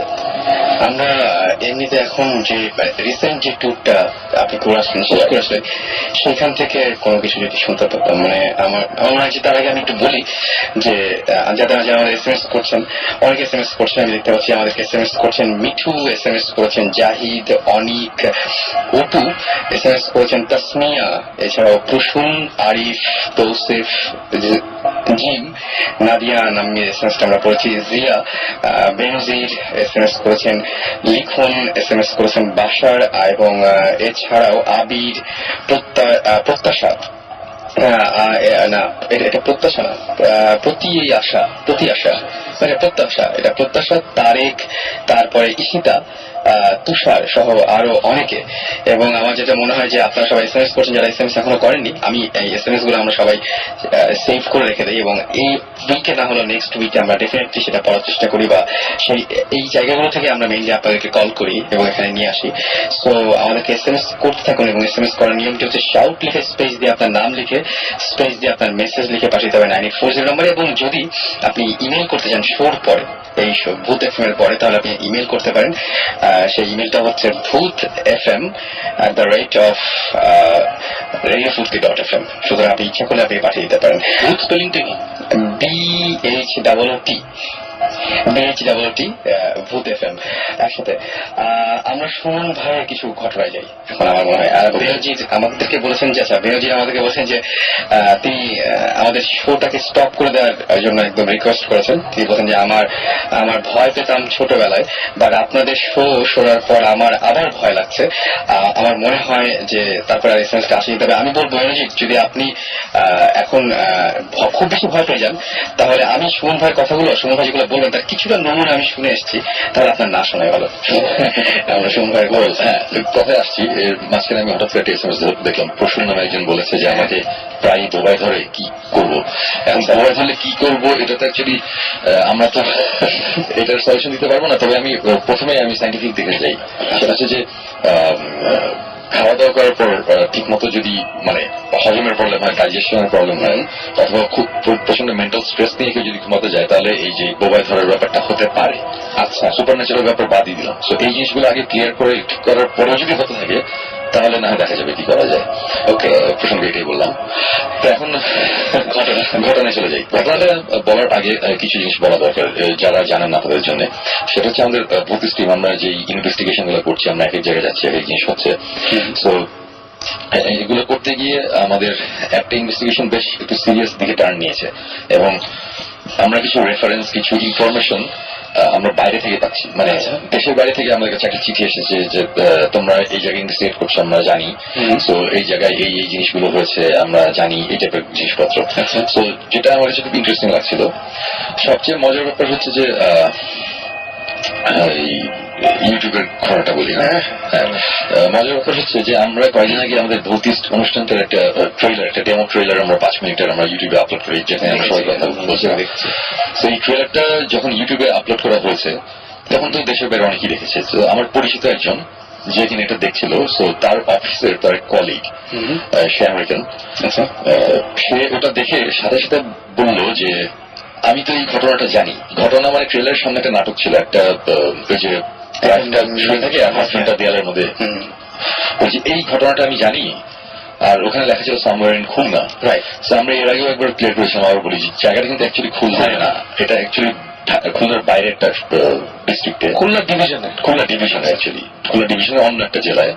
এবং ওই ভদ্রলোক ওখান থেকে বলে দিয়েছে এটা তো খুলনায় না, এটা হচ্ছে অমুক জায়গায়। তো তখন আমার যে পরিচিত যে ছেলেটা, সে আমাকে কল দিয়েছে, কল দিয়ে বলে যে শোন ভাই, একজন ক্লেম করতেছে এটা খুলনায় না, এটা হচ্ছে অমুক জেলা, এটা কি সত্যি নাকি? সাথে সাথে আমরা তো অবাক হয়ে গেলাম, এটা একটা আমেরিকায় বসে একটা লোকের জানার কথা না। তখন আমরা বললাম যে হ্যাঁ, এবং তার সাথে আমরা কথা বলতে চাই সে কিভাবে জানে। তারপর অনেক ঘাটাঘাটি করার পরে আমরা বের হলো যে এই স্পেসিফিক বাসাটায় তার আঙ্কেল, মানে তার এটা হচ্ছে তার মায়ের মামা, তার মামা এটা 70s সে এনজিওর হয়ে বাংলাদেশে এসেছিল একটা কাজ করতে। সো ওই ভদ্রলোক আবার একটু অন্যরকম, একটু এই টাইপের অ্যাডভেঞ্চারাস টাইপের একটা লোক ছিল। সে যেই জেলায় ছিল, যে জেলায় কাজ করেছিল, ওদের তো মফস্বল টাউন এইসব জায়গায় কাজ করে। তো সে খবর পেয়েছিল যে একটা বাসা, সেই বাসাতে নাকি অনেক উল্টো পাল্টা জিনিসপত্র হয়েছে এই টাইপের। যদি তখন সে এটা নিয়ে ইনভেস্টিগেট করে, সে নিজের থেকে করার পর সে অনেক ইনফরমেশন বের করতে পারে, যে ইনফরমেশন গুলো এখনো আমরা জানতাম না, আমরা জেনেছি এইবারে আমেরিকা যাওয়ার পরে। এইগুলো যাওয়ার পরে সে অনেক ইনভেস্টিগেট করার পরে তারপরে সে যে হোক সে আবার ইয়েতে ব্যাক করে। তারপরে সে ছোটবেলায় এই গল্পগুলো ওই এদের বলতে হয়েছে, ভাগদা টাগদাদের বলতে হয় যে এরকম বাংলাদেশ নামে একটা জায়গা আছে, ওখানে আমি গিয়েছিলাম, এই হয়েছে। সেই গল্পগুলো শুনে ওরা বড় হয়েছে। এবং তারপরে হঠাৎ করে একদিন তার কলিগকে দেখে যে ইউটিউবে একটা ভিডিও তাকে দেখাচ্ছে, এবং দেখে যে সেম জিনিস। এইভাবে মানে কত বড় কোইন্সিডেন্স, এইভাবে আমরা অ্যাকচুয়ালি লিঙ্কটা পাই। লিঙ্কটা পাওয়ার পর তারপরে আমি সাকিব জিবরান তিনজন মিলে বসে যে কি করা যায়। তো তখন মোটামুটি ডিসিশন হলো এটা যে আমি যাবো, ওরা থাকবে। এখানে ভূতের কোনো একটা ইস্যু ছিল এখানে, যে হঠাৎ করে আমরা বলে গেলে তারপরে যাই, তখন এটা কেমন লাগে। তো যাবো, এবং যেটা বলছিলাম যে অ্যাকচুয়ালি ওই সাইফাই চ্যানেলে যেটা গোস্ট হান্টার্স যে অনুষ্ঠানটা, এটা যেমন বাংলাদেশে দেখা হচ্ছে এক্সএনে বলতে, এই গোস্ট হান্টার্স যে টিমটা, এই টিমটার সাথে আমাদের আগে যোগাযোগ হয়েছিল। তো সেইসব ব্যাপার নিয়ে আমার ইন্টারেস্ট অনেক বেশি ছিল। তো আমরা এর আগের বড় গিয়েছিলাম, কন্ট্যাক্ট করেছি, ইমেল করেছিলাম। তো ওদের তখন আমি আবার যোগাযোগ করে বললাম যে আমি একটা কাজে আসছি, তোমাদের সাথে আমার মনে হয়েছে যে এই ব্যাপারটা খুব ইন্টারেস্টিং লাগছিল, যাকে ইন্টারন্যাশনাল একটা ব্যাপার হয়ে গেছে, বাংলাদেশ, আমেরিকা, ইংল্যান্ড, মানে সব জায়গার মধ্যে কানেকশন একটা ঘটনা নিয়ে। তো তখন বললাম যে আচ্ছা ঠিক আছে, এরকম একটা ব্যাপার আছে, তোমার সাথে আমি একটু ডিসকাস করতে চাই ব্যাপারটা নিয়ে। ওরা খুব ফ্রেন্ডলি, নাই বলো যে ইউর মোস্ট ওয়েলকাম, তুমি যে কোনো সময় আসতে পারো, কোনো অসুবিধা নাই। তারপর আমি গেলাম, যাওয়ার পরে ইন্টারেস্টিং ব্যাপার যেটা হলো সেটা হচ্ছে যে ওয়েস্ট হান্টার্সে 1.5-2 বছর আগে একটা এপিসোড দেখিয়েছিল ওয়েস্ট ভার্জিনিয়াতে একটা লিউনেটিক অ্যাসাইলাম আছে, মানে আমরা যেটাকে পাগলাগারদ বলি আর কি। তো এটা 1850 সাল ওরকম কোন একটা সময় করা, অনেক পুরনো একটা ক্যাসেল টাইপের বিশাল বড় একটা জায়গা ওয়েস্ট ভার্জিনিয়া একটা গ্রামের দিকে। তো ওই লিউনেটিক অ্যাসাইলামের উপরে তারা একবার ইনভেস্টিগেশনের জন্য একটা এপিসোড করেছিল, ইনভেস্টিগেট করতে গিয়েছিল এবং ওখানে অনেক কিছু হয় এবং তারা তারপরে ঘোষণা দেয় অফিসিয়ালি যে দিস প্লেস ইজ হন্টেড। এটা হচ্ছে 1.5 বছর আগে। তো ঘোস্ট হান্টার্সের একটা মজার ব্যাপার আছে, তারা মাঝে মধ্যে একই জায়গায় আবার যায়, আবার আরো ফার্দার কিছু ইনভেস্টিগেশনের কারণে। তা আমার লাকটা তো হলো, আমি যখন যাচ্ছি তখন তারা ওখানে যাওয়ার প্ল্যান, এবং ওরা তখন বললো যে আমরা একটা জায়গায় যাচ্ছি, তুমি চাইলে আমাদের সাথে জয়েন করতে পারো। তো আমি তো খুবই খুশি, মানে এই চাষটা হারানো যায় না সেটাই। তা ওরা ধরে নিয়েছিল যে আমরা অ্যাটলিস্ট 2 জন আসবো। তা আমি একা গিয়েছি, তখন ওরা আবার আমাদের সাথে কথা বলো, তোমার বাংলাদেশ থেকে তোমাদের ইয়ে দেখেছি, মানে ওরা আবার আমাদের সঙ্গে খোঁজ খবর নেয় ঠিকই, দেখে তারাও ট্রেলার টেলার দেখছে, তারা খুব ইমপ্রেসড। মানে আমি খুব খুশি ছিলাম, মানে আমি এত এক্সাইটেড ছিলাম, আমি কল দিয়ে সাকিব জুরায় বলছি, ওরা বইটেস্টের নাম জানে, ওরা আমাদের ট্রেলার দেখছে এই হাবি জাবি এগুলো নিয়ে। তো এনিওয়েজ তারপরে আমার ওখানে আমার একটা ছোট ভাই ছিল ক্লোজ ফ্রেন্ড, তো ওকে বললাম যে এরকম 2 জন যেতে হবে, তুমি চাইলে আমার সাথে যেতে পারো। তখন বললো যে ঠিক আছে। আর আরেকটা কারণ ছিল ওর গাড়ি আছে, তো আমি ভার্জিনিয়াতে ভার্জিনিয়া না, তোমাদের সাথে খুব ভালো কথা। তো ভার্জিনিয়া থেকে তমাল যে আর্টসেলের অরিজিনাল ড্রামার, আচ্ছা আর্টসেলের প্রথম সাজু আসার আগে যে ড্রামার ছিল, তান্ত্রিক নামে ছিল তখন, ওই ড্রামার সে এখন ভার্জিনিয়াতে থাকে, তার খুব ভালো একটা ব্যান্ডও আছে আইরিস ডিভাইন। এনিওয়েজ পরে আমি আর পুরো ভার্জিনিয়া থেকে ভার্জিনিয়া রাইড মানে রোড ট্রিপ আমরা গেলাম। যাওয়ার পরে প্রথমে যখন ওই ক্যাসেট মানে ওই অ্যাসালামটাতে ঢুকছি, বাই দ্য ওয়ে 1850 কততে এই অ্যাসালামটা হয়েছিল, এটা অনেক বছর হয়েছে বন্ধ হওয়ার কারণ হচ্ছে ওখানে 200-র উপরে মানুষ মারা গেছে, শোনা কথা আর কি। কিন্তু 3 জন মানুষ মার্ডার হয়েছে ওখানে কিছু ক্রিমিনালি ইনসেইন মানুষদের রাখা হতো, যারা মানে ক্রিমিনালি ইনসেইন, এত পারে যে খুন খারাপ কাজ করে আর কি। সেরকম একজন 2টা মানুষকে মেরে ফেলছিল, আরো অনেক কাহিনী করেছে আর কি। তারপরে এটা একটা সময় বন্ধ করে দেওয়া হয়, এখানে অনেক উল্টাপাল্টা জিনিস হয়, তো মানুষজন এখানে যায় না, এটা পুরো অ্যাবান্ডেন্ড একটা প্লেস। এবং অ্যাসাইলামটা বিশাল বিশাল, মানে বলতে আমি বলবো এত বড়, মানে বিশাল, মানে মানে হ্যাঁ এক্স্যাক্টলি ওই ধরনের ক্যাসেল টাইপের একটা জিনিস। মানে প্যাসেজ গুলো বিশাল লম্বা, মানে প্যাসেজের এক সাইড থেকে দাঁড়ালে একটা লাস্ট মাথা দেখা যায় না, এত দূরে, আর এমনি অন্ধকার আরো তো দেখা যায় না। সো হিউজ 4তলা একটা বিল্ডিং। তো ওখানে গেলাম, যাবার পরে ওইটা দেখেই তমাল যে আমার সাথে গেছিল সেগুলো সময় ভাই খবর আছে কিন্তু এটা কিন্তু দেখতেই কেমন লাগতেছে দেখেন। আমি যে হ্যাঁ খুব ইন্টারেস্টিং হবে এটা জোস। যাই হোক আমরা গেলাম, যাওয়ার পরে এখানে আছি, আমরা 2 দিন ছিলাম, দূরে ছিলাম এখানে। সো ওরা খুবই ফ্রেন্ডলি, ওখানে ট্যাঙ্গো ছিল, স্টিভ ছিল, এমি ছিল, এরা সবাই ছিল। তো ওদের সাথে মানে কথাবার্তা হলো, আমরা 2টা টিমে ভাগ হলাম, হওয়ার পরে আমরা সেদিক যাচ্ছি, 1তলা 2তলা 3তলা 4তলা। তো ফার্স্ট ফ্লোরে যখন গেলাম, ফার্স্ট ফ্লোরে আবার বিল্ডিং কিন্তু কয়েকটা, একটা বিল্ডিং না 3টে বিল্ডিং মিলে মানে এটা মানে পুরো ইউনিভার্সিটি ক্যাম্পাসের মতো আর কি। হ্যাঁ কিন্তু অ্যাবান্ডেন্ট এবং পুরা ময়লা ভাঙাচোরা, কোনো ইলেকট্রিসিটি নাই। ইভেন এরকম কিছু প্লেস আছে যেখানে যাওয়া যায় না, ওখানে আটকানো, ওখানে কি দেয়াল টেল ভেঙে পড়তে পারে, মানে রিস্ক ফ্যাক্টর আছে অনেক আগের আর কি। হ্যাঁ 1850 অনেক আগে, কত আগে। সো ফার্স্ট ফ্লোরে আমরা এই বিল্ডিং এ ঘুরলাম, তেমন খুব ইন্টারেস্টিং কিছু লাগছে না আমার কাছে, খুব প্রথম দিকে খুব বোরিং লাগছিল। যে আমার কাছে তখন একটা ইন্টারেস্টিং ব্যাপার যে ওয়েস্ট হান্টার্সের সাথে ঘুরতেছি, মজা লাগছে, এটি ছিল একটা ব্যাপার। করতে করতে একটা রুমে গেলাম, একটা রুমে গিয়ে একটুখানি মানে একটা উইয়ার্ড একটা ফিলিং হচ্ছিল যে সামথিং ইজ রং এরকম একটা ব্যাপার। তারপরে আবার চিন্তা করলাম যে আসলে এগুলোতে আমরা মানে আগে প্ল্যান মানে চিন্তা করে এসেছি একটা কিছু রং থাকবে, সেটা যে কারণে হয়তো সেটা হয়তো সিরিয়াস কিছু না। তো ফার্স্ট ফ্লোরের ব্যাপারটা অতটা পাত্তা দিয়ে নেই। এরপরে গেলাম সেকেন্ড ফ্লোরে। সেকেন্ড ফ্লোরে যাওয়ার পরে ওখানে ঘোরাঘুরি করছি, সেকেন্ড ফ্লোর খুব বোরিং লাগছে, মানে এতই বোরিং যে একটা বড় একটা বিশাল বারান্দা ছিল, আমি বারান্দা থেকে আমি সিগারেট খাচ্ছি, যেহেতু রেগুলার করে কি হবে এটা আর কি। এই করতে করতে হঠাৎ করে ট্যাঙ্গো একজন আছে, ওই যে আগে এক সময় ম্যাজিশিয়ান ছিল, এখন বসে ঠিক করে, খুব মজা পাবলি। তো ট্যাঙ্গো এসে বলতেছে তুমি কি লিলির রুমে গেছো? আমি বললাম যে লিলির রুম এটা কি? তখন বললো যে আচ্ছা তোমাকে এটা বলা হয় না, লিলি নামে একটা মেয়ে এইখানে এই অ্যাসালামি ছিল, তার মেন্টালি ইয়ে ছিল আর কি। তো ও একটা রুমে থাকতো। তারপরে লিলির যখন 9 বছর বয়স সে ওখানেই মারা যায়। আচ্ছা, 9 বছর বয়সে। এবং তারপর থেকে অনেকেই লিলির রুমে নাকি ইউজুয়ালি মেয়েরা গেলে, মহিলারা বা বাচ্চা মেয়েরা গেলে নাকি লিলিকে মাঝে মধ্যে দেখে, লিলি নাকি ওখানে খেলে, বল আছে ওখানে, পুতুল টুতুল নড়াচড়া হয়। অনেকে নাকি দেখেছে একটা বাচ্চা একটা মেয়ে হাঁটাই করছে। খুবই ইন্টারেস্টিং জায়গা। এবং ওখানে নাকি খুবই মানে প্রায় নাকি উল্টাপাল্টা জিনিসপত্র হয়। লাস্ট টাইম নাকি হয়েছিল। ওই এপিসোডটা আমি দেখিনি, তো আমি জানতাম না। তাই আমি বললাম যে না, এটা তো হয়, এটা তো শুনি নাই, তাহলে এখানে যাবো। তো এটা কোথায়? এটা আবার একতলায়। তো দোতলা থেকে তখন আমরা একতলায় নামছি, এবং সিঁড়িগুলো খুব মানে সিঁড়িগুলো দেখলেই মনে হয় কি যে আমি এটা কোথায় আসছি, মানে কেমন জানি মানে উইয়ার্ড লাগে আর কি। মুভি সেটের মতো। হ্যাঁ, মানে হরর। হ্যাঁ, আসলে এক্স্যাক্টলি হরর মুভি সেট। আমি এগুলো সাকিব একদিন বলছিলাম যে মানে কোন একটা হরর মুভি শুট করতে গেলে কোনো স্টেজ বানাতে হবে না, ওখানে গাড়ি চলবে। এটা এত ইন্টারেস্টিং একটা জায়গা। আচ্ছা, তা একতলায় নামছি, গিয়ে রুমের মধ্যে গেলাম। ওকে, আমার গোস্টান্টাসের সাথে প্রথম সবচেয়ে ইন্টারেস্টিং এক্সপিরিয়েন্স বলি। রুমের মধ্যে আমরা বিশাল বড় একটা রুমের মধ্যে একটা ছোট একটা বক্সের মতন রাখা, সিন্দুক টাইপের একটা বক্স। ওখানে কিছু পুতুল টুতুল রাখা, কিছু বলটল রাখা, এগুলো এখনো রয়ে গেছে ওখানে ওরকম ভাবে রাখা।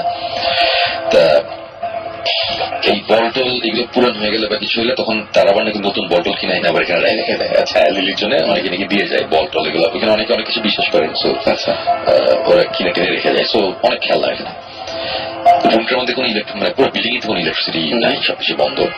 তা আমরা রুমটা বিশাল বড় একটা রুম, আমরা বসে আছি। আমরা তখন যেটা করলাম যে আমরা ওইখানে ছিলাম 5 জন, 5 কোনায় বসলাম, মানে গোল করে আমরা বসলাম। মাঝখানে বিশাল বড় ফাঁকা জায়গা, মাটিতে বসে পড়লাম।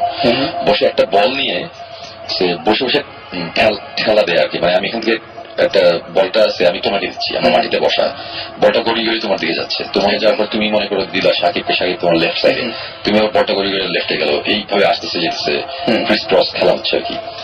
এগুলো হচ্ছে। আর এর মধ্যে ওই এমি যে মেয়েটা, এমি গোস্টান্টাসের, সে হঠাৎ করে কথা বলা শুরু করলো। সে বললো কি যে লিলি, তুমি যদি এখানে থাকো, ওনার কথাবার্তা ছিল, তুমি যদি এখানে থাকো, কাম জয়েন আস, আমাদের সাথে খেলো।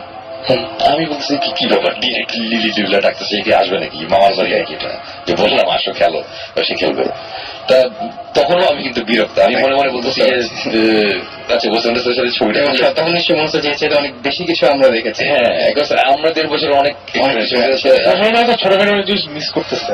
সন্ধ্যায় গিয়েই প্রথমে আমাদের যেটা গতকালকে সময় শেষ যে গল্প বলছিল যে একতলায় প্রথমে প্রচন্ড বোরিং লাগছে সন্ধ্যায়, দুতলায় গিয়ে দেখছে এটা আরো বোরিং। তখন সন্ধ্যায় কোথায় বলছে দূর এখানে কিছু নাই, হঠাৎ অবস্থা যে মানে শোনা গেছে হ্যাঁ নাই, মানে হাউ ডু ইউ নো তোর কোনো পাওয়ার টাওয়ার আছে নাকি? তোমাকে এগুলো সুপার পাওয়ার না, সুপার পাওয়ার নাই, বাট আমি অ্যাটলিস্ট বুঝতে পারি কোথাও যদি কোনো রকম ইমব্যালেন্স থাকে কোনো কিছুতে, আমি এটা বুঝতে পারি। ওরা আবার এটা খুব খুশি, মানে এই টাইপের জিনিসপত্র। মানে আমি বলতেছি কি ব্যাপার, আমরা না আসছি গোস্টান্টাসের কাছে, গোস্টান্টাস তো আমাদের কাছে আসে না, কেন মানে ইয়ে লাগছিল আর কি। তো এনিওয়েজ, ঘটনা যেটা সেটা হচ্ছে যে ফার্স্ট এনকাউন্টার আমরা খেলছি, মানে বল নিয়ে খেলা আর কি, মানে গড়ি গড়ি বলটা তোমার দিকে আসে যাচ্ছে। এক সময় ওই সাথে থেকে কে বলটা হয়েছিল মনে নেই, এক সময় একজনের নাম বলছি, বাট কেউ একজন বলটা মারছে আমার কাছে। সো বলটা সে আমার দিকে আসছে, হ্যাঁ, সোজা গড়ি গড়ি সোজা বলটা আসছে। হাফওয়েতে মানে বলটা ঠিক রুমের মাঝামাঝি আসার পরে, হাফওয়েতে আসার পরে সাথে সাথে বলটা ডান দিকে টান দেয়। আচ্ছা, মানে হাফওয়ে আসার পর বলটা ডান দিকে যাওয়া শুরু করলো, একেবারে আমার চোখের সামনে জিনিসটা। মানে আমি হঠাৎ বললাম যে হোয়াট দ্য হেল, মানে এটা কি হচ্ছে, বলটা তো সোজা, মানে ফিজিক্স তো বলে সোজা বলটা আমার দিকে আসবে একদম, এবং এখানে কোনো ঢালু জায়গা নাই, কিছু নাই, স্লোপের মতো কিছু নাই, নর্থে যে খোলা জায়গায় আমরা মাঠের মধ্যে খেলছি, বাতাস, সেটা একটা বদ্ধ একটা ঘরের মধ্যে। স্লোপ থাকলে বল আস্তে আস্তে মানে একটা স্লো কারো ওই স্লোপ টোপের এক্সপ্লেনেশন এগুলো তো মনে মনে কয়েক মাইক্রোসেকেন্ডে চিন্তা করার পরে আমি বলছি এটা কি হচ্ছে। বলটা ডান দিকে যাওয়া শুরু করলো, এবং বলটা ডান দিকে যেতে যেতে অনেক দূর চলে গেল, বলটা পুরো রুমের লাস্ট মাথায় চলে গেল, এবং বিলিভুলি লাস্ট মাথায় গিয়ে বলটা থেমে গেল, থেমে আবার বলটা ব্যাক করা শুরু করলো। মানে 1 সেকেন্ডের জন্য থেমেই বলটা আবার ব্যাক করে আবার আসছে, আস্তে আস্তে ঠিক যেখানে সে টার্নটা করেছে ওই জায়গাটা ক্রস করলো। ক্রস করতে করতে এই বলটা কিন্তু আমার ডান দিকে গিয়েছিল সময়, হ্যাঁ, মানে যে মেরেছিল তার লেফটে, আমার ডান। আমার ডান থেকে বলটা যেতে যেতে আমার চোখের সামনে যেতাম, আমাকে ক্রস করলে করতে করতে বাম দিকে চলে গেল। বাম দিকে আরো সে কত 10 ফিটের মতন গেল।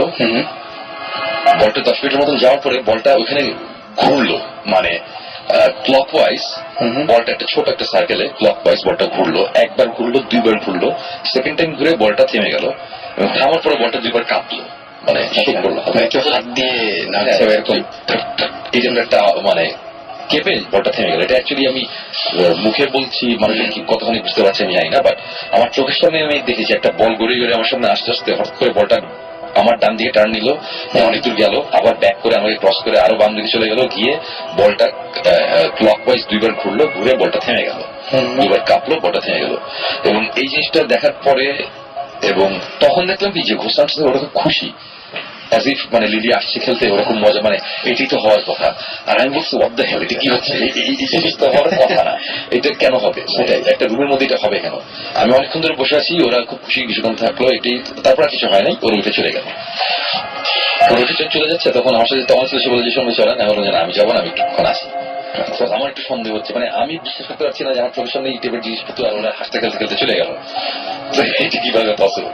কারণ আমরা ঢাকায় মানে বাংলাদেশে যখন এই টাইপের জিনিসপত্র হয় এবং হয়েছে, তখন আমরা ঝাঁপিয়ে পড়ে আসে না লাইট টাইট নিয়ে, মানে কেমনি মানে কিছু একটা হইলে আমরা দৌড়ে সেখানে যাই, আমরা ইনভেস্টিগেট করি, চিল্লাচিল্লি, মানে একটা জিনিস হইতেছে, এটা রেকর্ড হচ্ছে না কিছু, আর ওদের ব্যাপার হচ্ছে আচ্ছা ঠিক আছে, হ্যাঁ মানে দারুণ হয়েছে, মানে এই টাইপের একটা ব্যাপার আর কি। সো ওরা বের হয়ে যাওয়ার সাথে সাথে আমি যেটা করলাম, আমি সাথে সাথে আমার টর্চ বের করে আমি ফ্লোর দেখা শুরু করলাম, যেখানে এসে বলটা ডান দিকে টার্ন করেছে, ওই জায়গাটাতে গেলাম, ওই জায়গায় ছবি তুললাম, মানে হাত দিয়ে ধরে ঘষে দেখলাম, মানে আমি বের করার চেষ্টা করছি কিছু একটা আছে, কিছু একটা ব্যাপার আছে, বলটা এভাবে ঘুরতে পারে। বলটা নিয়ে বলটাকে অনেকক্ষণ ঝাঁকালাম, অনেকক্ষণ ধরে, মানে প্রায় আমি ওখানে বোধহয় 10-12 মিনিট আমি নষ্ট করেছি বল আর এই ফ্লোরের পিছনে খোঁজাখুঁজি করে। মানে ট্রাস্ট মি, আমি কিচ্ছু পাইনি, আমি এরকম কোনো কিছু পাই নাই যে বলটা রিক করা বা রিমোট কন্ট্রোল বা ম্যাগনেটিক কিছু দেয়া, আমি কোনো কিছু পাইনি। এবং বলটা এরকম অবস্থা, এটা হওয়ার পরে আমি তখন ওখানে চলে আসলাম। আসার পর তখনও কিন্তু আমার মধ্যে একটা ইয়ে যে এটা আচ্ছা ঠিক আছে, বলটা কোনোভাবে ঘুরছে, এটা কোনো ব্যাপার না বলে আবার আমরা গেলাম দোতলায়। দোতলা গিয়ে ঘুরে ঘুরলাম, ওই দোতলা শুনুন ভাই, জাস্ট একটা ইন্টারাপ্ট করে, এগুলো যখন হচ্ছিল তখন ডিজ ইউ ফিল এনিথিং? আমি এটা জিজ্ঞেস করতে চাই, আমার আমার কথাটা হচ্ছে এটাই যে বলটা যখন এগুলো হচ্ছে আমি কিন্তু কিছু ফিল করিনি। আমি যদি তখন ফিল করতাম তাহলে কিন্তু আমি প্রথমেই বিলিভ করে নিতাম যে হ্যাঁ সামথিং ইজ রং। আমি কিছু ফিল করতেছি না, কিন্তু এটা হচ্ছে কেন। ওকে, সো এইসব জিনিসপত্র গেলাম আমি দোতলায়। দোতলায় তো আবার সেম বোরিং জিনিসপত্র হচ্ছে। দোতলার পরে দোতলাতে তখন আমরা ছিলাম, দোতলা থেকে না একতলায় নিয়ে আসলাম, রাইট? একতলা থেকে আবার দোতলায় গিয়ে দোতলা থেকে চলে গেলাম 3 তলায়। এটা হচ্ছে 4 তলা একটা বিল্ডিং আর কি। হ্যাঁ, 3 তলায় গেলাম। 3 তলায় যাওয়ার পরে প্যাসেজের ওখানে আছি,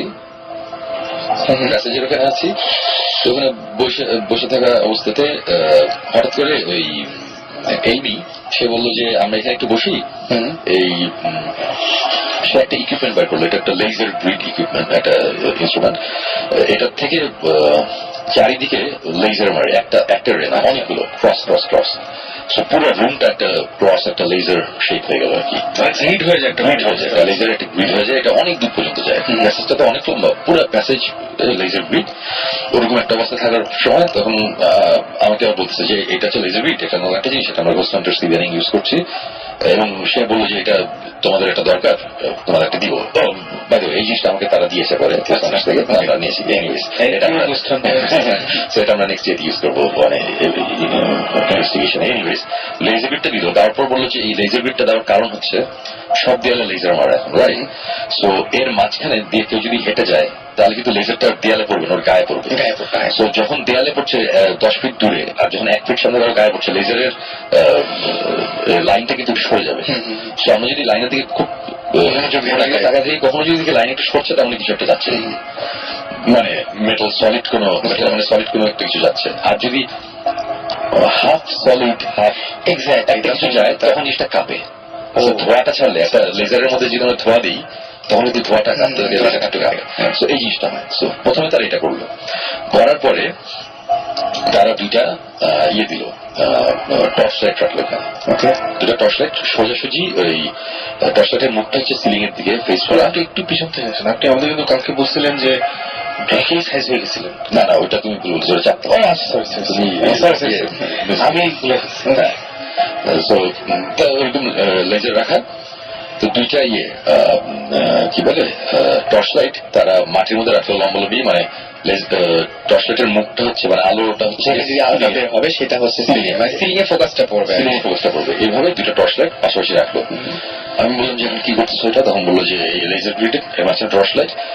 সো আমরা এখন স্পিরিটদের কনভিন্স করার চেষ্টা করবো তারা যাতে এই টর্চ লাইট গুলো অন করে, আরো কিছু জিনিসপত্র আছে আর কি, যে এগুলো যাতে অন অফ করে, কিছু একটা করে।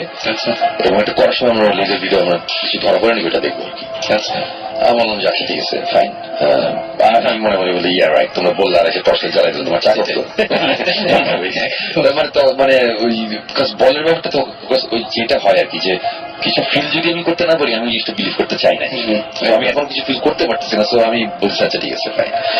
তোরা রাখলো দেখার সাথে সাথে তখন আমার বলে তোমার একটা টর্চ লাইট আছে না? আমি বললাম হ্যাঁ আমার একটা টর্চ আছে ম্যাক লাইট, ওইটা দাও, ওইটা দিলাম, ওইটা তার পাশে রাখলো, পাশাপাশি 3টা টর্চ লাইট খারাপ করে রাখলো। তারা টর্চ লাইট 3টা রেখা বসলো, বসে তারপরে এই গল্প শুরু করলো। মানে সে মাঝে মধ্যে কথা বলে যে তোমরা যদি এখানে কেউ থাকো আমাদের কথা যদি শোনো তাহলে তোমরা এখানে আসো, যে টর্চ লাইট রাখা আছে, লেজার বিট রাখা আছে, তোমরা একটা কিছু নাড়াও, একটা কিছু করো, সো দ্যাট আমরা বুঝতে পারি যে তোমরা এখানে আছো। এবং তারপরে আমি এই কথা বলি উই মিন নো হার্ম, মানে আমরা তোমাদের কোনো ক্ষতি করতে আসি নাই, আমরা তোমার ফ্রেন্ড, তোমরা আসো।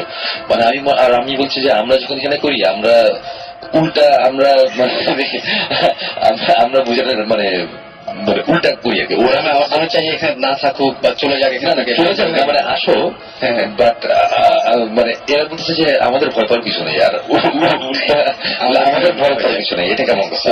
আমার কাছে ওদের টেকনিকটা অন্যরকম, মানে কিন্তু আমার ইন্টারেস্টিং। মানে মানুষই বলছে যে মানুষকে ভয় পাওয়া আমাদের ভয় পাও, আসো, কোনো অসুবিধা নেই। আর উল্টা দিকে আমরা বলি যে ভয় দেখিও, ওইটাই কি সেটাই। সো এনিওয়েজ তারা এরকম করতেছে। এবং আমরা স্ট্রাইকলি এগ্রেসিভ, আমাদের সাহস থাকলে ওইটা আমরা একটু বলি হ্যাঁ সাহস থাকলে, মানে আমরা একটু এগ্রেসিভ, মানে আমরা বাজে ব্যবহার করি, এই জন্যই বোধহয় আমাদের প্যারাটা রাখবে না জানি না। বাট এই ব্যাপারটা নিয়ে আলাপ করতেছিলাম ওদের সাথে, ওরা বললো যে ওখানে এই জিনিসটা করো না, মানে ওদের খ্যাপানোর তোমার দরকার নাই, তোমার খ্যাপানোর দরকার নেই, তুমি ফ্রেন্ডলি ভাবে ওইভাবে তুমি যদি কথা বলো, যদি গুড স্পিরিট হয় তাহলে ও আসবেই, এসে তোমাদের দেখা দিবে যে হ্যাঁ আমরা আসি।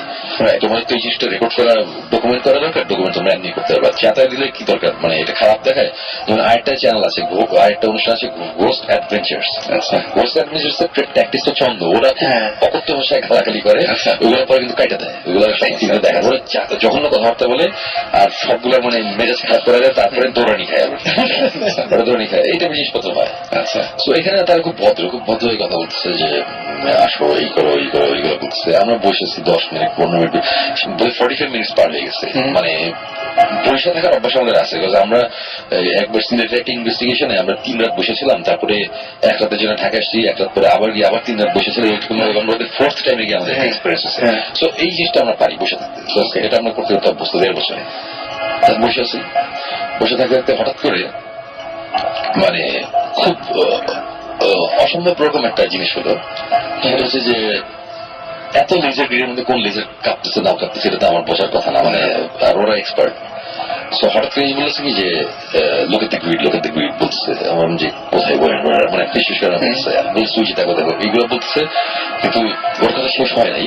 ওর কথা শেষ হওয়ার আগে ঠাস করে আমার টর্চ লাইটটা অন হয়েছে, আমার চোখের সামনে একটা আমার টর্চ লাইট, এটা গোস্টন টর্চের টর্চ লাইট না, এটা মানে হোম ডিপো থেকে কেনা নতুন একটা টর্চ লাইটটা চোখের সামনে অন হয়েছে। এবং তখন অন হওয়ার সাথে সাথে আমার সাথে তোমার এসে বলতে শুভ ভাই টর্চ লাইটটা অন হয়ে গেছে, আপনি দেখতেছেন? আমি বলছি হ্যাঁ অন হয়ে গেছে। মানে আমরা বলছি এটা কি, মানে কেউ নাই সামনে, কেমন টর্চ লাইট অন হবে কেমন? এবং এটা হচ্ছে একদমই মানে ওদের কিছু হলে হয়তো কোনো একটা ঝামেলা থাকতো বা কিছু একটা, আমি এটা আমাদের টর্চ লাইট, আপনার টর্চ, সেটাই আপনার টর্চে টর্চটা অন হলো এবং আমরা তখন বসে আসছি, যা ঠিক আছে। তখন এমনি বলে কি যে এই টর্চটা অন হয়ে গেছে, আমরা বুঝতেছি সে জোরে জোরে বলতেছে, এটা ম্যাল ফাংশনের কারণে হতে পারে। সো টর্চ যদি অফ হয়ে যায় তাহলে বুঝবো যে একটা কিছু আছে। ওর কথা শেষ হয়নি, টর্চ লাইট অফ হয়ে গেছে, মানে কথাটা শেষও করতে দেয়নি, টর্চ লাইট অফ।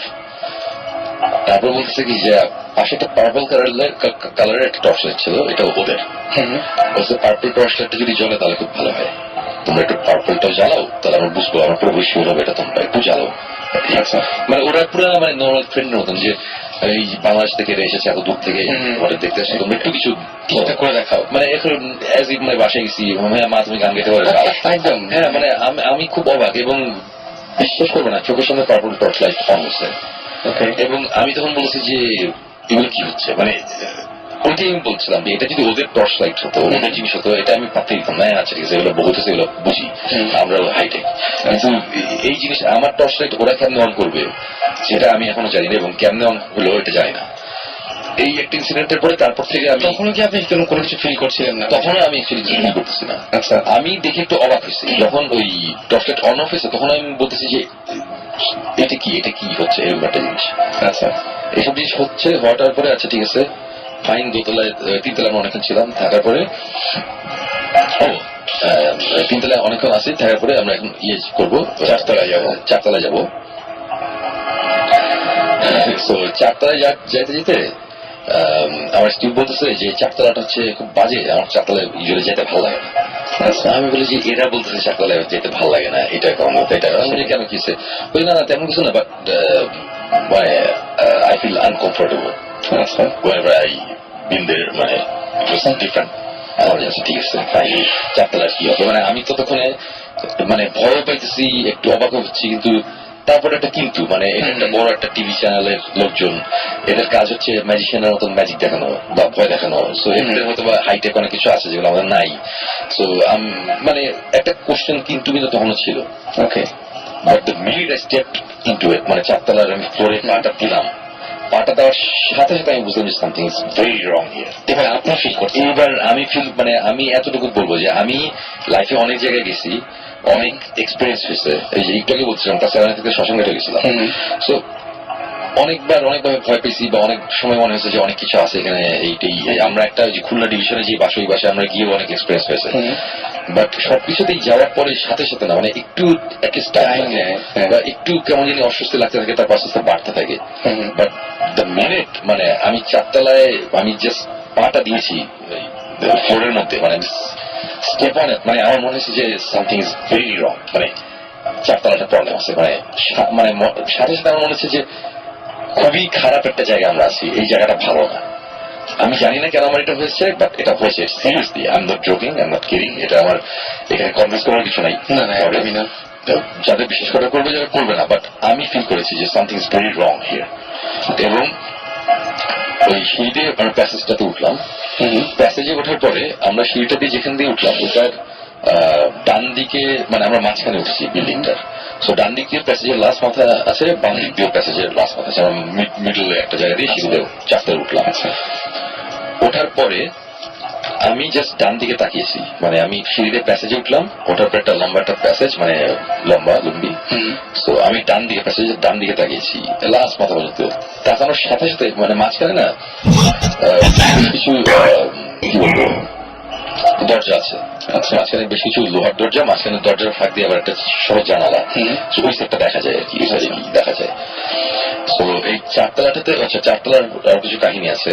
এই আসলে আমি ক্রিমিনালি ইনসেন্ট কিছু লোকজনদের রাখা হতো, যারা এত বেশি ইনসেন্ট তার ক্রিমিনাল অ্যাক্টিভিটিস, মানে মানুষের মারতো, এই করতো, ক্ষতি করতো। সো বদ্ধ পাগল যাদের বলে আর কি, যাদের ওই যে বেরি দিয়ে বা 4 তলায় একটা সেকশন আছে, ওখানে ওদের রাখা হইতো। এবং একটা লোক আরেকটা পেশেন্টকে ওই প্রচন্ডভাবে মারতে অজ্ঞান করে ফেলে, তারপরে মাটিতে ফালানোর পরে একটা স্টিলের খাট ছিল, খাটের পায়া দিয়ে মানে খাটটা দিয়ে বাড়ি দিতে ওর মাথা পুরা থাতলায় ফেলছিল আর কি। এইভাবে মারছিল একজনকে, আরেকজন আসলে ওকেও স্টার্ট করছিল। মানে অনেক বাজে ঘটনা আছে এখানে। তো এই জায়গাটা এমনি একটু অন্যরকম। এই ঘটনাগুলো ছিল আমি শুনেছি পরে, তখন জানতাম না, যখন ঢুকছিলাম আর কি 4 তলায়। তো ঢোকার পরে 4 তলায় আমি জাস্ট ডান দিকে তাকানোর সাথে সাথে আমার মনে হচ্ছে অনেক দূরে, মানে প্যাসেজের লাস্ট মাথায় আমি একটা কিছু দেখছি, মানে গ্রিন কালারের সবুজ তো অনেক ড্যাম্প টাইপের সবুজ না, বেশ ব্রাইট উজ্জ্বল ধরনের সবুজ, লেজারের মতো অনেকটা এরকম ধরনের জোনাকির চেয়েও জোনাকি খোলা, একটু খোলা, এটা তার টাইপের। এটা বেশ ব্রাইট, এটা আমি বুঝতে পারছি না, বেশ ব্রাইট। একটা আলো না, কি বলবো, অনেকগুলো মানে একটা না, প্রায় 12-14টা ছোট ছোট আলো টাইপের। মানে 12-14টা জোনাকি পোকা যদি অনেক ব্রাইট হতো, অনেক সবুজ হতো, এবং তারা যদি প্রচন্ড ফাস্ট উড়াউড়ি করতে পারতো, তাহলে যেরকম একটা জিনিস হয়। ওকে। ভয়ঙ্কর ভাবে লাফালাফি করছে আকাশের মধ্যে, মানে প্যাসেজের মধ্যে লাস্ট মাথায়। আমি ওটা দেখেই আমি জাস্ট আমার অভ্যাসবশত আমি দৌড় দিছি এখানে দেখার জন্য জিনিসটা কি, আমার এটা বের করতে হবে। ইউজুয়ালি কি হয় যে এরকম দিকে একটা দৌড়তেই সাথে সাথে জিতবেন আর সাকিব দৌড়ে আসতে থাকে সামনে, এরকম একটা ব্যাপার থাকে। কিন্তু আমি যখন দৌড়ানো শুরু করলাম বুঝলাম আমার সাথে কেউ নাই, সেখানে তো প্রতিষ্ঠিত নাই, আমি একা। আমি দৌড়াইতেছি দৌড়াইতে দৌড়ে আমার পাশে তমাল ছেলে ছিল, আমি তমালকে জাস্ট বলছি তমাল তুমি দেখছো তুমি দেখছো, তমাল বলে হ্যাঁ সময় দেখছি, হ্যাঁ সময় দেখছি।